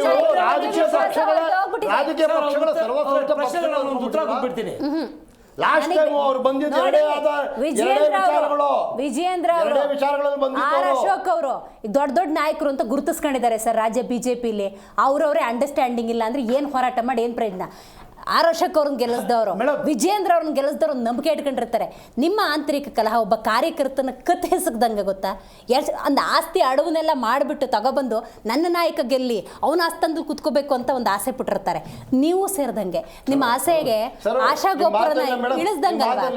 ಏನದು ಏನೋ ಈಗ ಕುತ್ಕೊಂಡ್ಬಿಟ್ಟು ನಾನು ಹೇಳಿದ್ದೆ ಆಗ್ಬೇಕು, ನಾನು ಹೇಳಿದ್ದೆ ಆಗ್ಬೇಕು. ರಾಷ್ಟ್ರದಲ್ಲಿ 3ನೇ ಬಾರಿ ನರೇಂದ್ರ ಮೋದಿ ಸರ್ಕಾರವೇ ಬಂದಿದೆ. ಯಾಕಂದ್ರೆ ಭರವಸೆ, ನಂಬಿಕೆ, ಆಮೇಲೆ ಒಂದು ದೂರದೃಷ್ಟಿ, ರಾಷ್ಟ್ರ ಬಿಡಿ ಸರ್. ನಿತೀಶ್ ಇವೆಲ್ಲ ಹೇಳ್ತಕ್ಕಂಥ ವ್ಯಕ್ತಿ ಅವರೇ. ಅದಕ್ಕೋಸ್ಕರ ಬಂದಿದೆ, Right. ಅದನ್ನ ಗೌರವಿಸ್ತೀನಿ. ಮಾತು ಲಾಸ್ಟ್ ಅದೇ ಮೇಡಮ್, ಹೆಂಗೂ ಮುಗಿದೋಯ್ತು. ಜನ ಕೈ ಕತ್ತರಿಸಿ ಕೊಟ್ಬಿಟ್ಟಿದ್ದಾರೆ. ಜನರ ಜುಟ್ಟು ಇವ್ರ ಕೈಯಲ್ಲಿದೆ. ಕಾಂಗ್ರೆಸ್ ಅವ್ರಿಗೂ ಗೊತ್ತು ನಾವ್ ಏನ್ ಮಾಡಿದ್ರು 5 ವರ್ಷ ಯಾರು ನಮ್ಮನ್ನ ಏನ್ ಮಾಡಕ್ಕಾಗಲ್ಲ ಅಂತ. ನೋಡೋಣ, ಇನ್ನು 3 ವರ್ಷ ಇದೆ. ಇವ್ರು ಎಷ್ಟು ಗಬ್ಬು ಮಾಡಿ ಇಟ್ಟಿರ್ತಾರೋ ಗೊತ್ತಿಲ್ಲ. ಅದು ಮಾಡೋಕ್ಕೆ ಎಷ್ಟು ವರ್ಷಗಳಾಗುತ್ತೋ ಗೊತ್ತಿಲ್ಲ. ಅಕ್ಟೋಬರ್ 31 ನೋಡ್ರಿ. ಇಂಥ 100 ಡೆಡ್ಲೈನ್ ಕೊಟ್ಟಿದ್ದೀರಾ. ಆಯ್ತಾ ಮೇಡಮ್? ಹಿಂಗಿದೆ ಮೇಡಮ್. ಸೊ ನೆಕ್ಸ್ಟ್ ಎಲೆಕ್ಷನ್ ಅಲ್ಲಿ ಈ ರಾಜ್ಯದ ಜನ ಖಂಡಿತ ಅಕ್ಟೋಬರ್ 3 ಕೊಟ್ಟೆ ಕೊಡ್ತಾರೆ. ಆಮೇಲೆ ನೋಡೋಣ. ಆಮೇಲೆ 3 ವರ್ಷ. ದರ್ಶನ್ ಅವರು, ಸೈಯದ್ ಅವರು, ಗಣೇಶ್ ಅವರು ಕಾರ್ಯಕ್ರಮದಲ್ಲಿ ಭಾಗಿಯಾಗಿದ್ದಕ್ಕಾಗಿ ಧನ್ಯವಾದಗಳು. ಅಫ್ಕೋರ್ಸ್ ಪ್ರಾಕ್ಟಿಕಲ್ ಆಗಿ ನೋಡೋದಾದರೆ ಬೆಲೆ ಏರಿಕೆ ಆಗಿದೆ. ಮಗದೊಂದು ಕಡೆ 18 ಶಾಸಕರ ಅಮಾನತು ಕೂಡ ಆಗಿದೆ. ಈ ಪ್ರಮುಖ ವಿಚಾರಗಳನ್ನು ಇಟ್ಕೊಂಡೇ ದೊಡ್ಡ ಮಟ್ಟದ ಹೋರಾಟಕ್ಕೆ ವಿಜಯೇಂದ್ರ ಅವರು ಪ್ಲ್ಯಾನ್ ಮಾಡಿದ್ದರು. ಅಷ್ಟರಲ್ಲೇ ಆರ್ ಅಶೋಕರು ಸಭಾಪತಿಗಳಿಗೆ ಪತ್ರ ಬರೆದಿದ್ದಾರೆ, ಅದವ್ರ ಜವಾಬ್ದಾರಿ. ಬಟ್ ಈ ಹೋರಾಟದ ಬಿಫೋರೇ, ಅದಕ್ಕೂ ಮುಂಚೆಯೇ ಪತ್ರ ಬರೆದಿರೋದು ಏನನ್ನು ಇಂಡಿಕೇಟ್ ಮಾಡುತ್ತೆ ಅನ್ನೋದಾದರೆ ಇವರಿಬ್ಬರ ನಡುವಿನ ಸಮಸ್ಯೆ ಅಥವಾ ಸಮನ್ವಯತೆಯಲ್ಲಿ ಏನಾದರೂ ಕೊರತೆ ಇದೆಯಾ ಅಂತ ನೋಡಿ. ಜನರ ಧ್ವನಿ ನೀವು, ವಿರೋಧ ಪಕ್ಷ BJP ಇರ್ಬೋದು, JDS ಇರ್ಬೋದು ಅಥವಾ AAP ಇರ್ಬೋದು, ಜನರ ಧ್ವನಿಯಾಗಿ ಹೋರಾಟವನ್ನು ಮಾಡಿ, ಆದರೆ ಸಮನ್ವಯತೆಯಿಂದ ಮಾಡಿ. ಯಾಕೆ?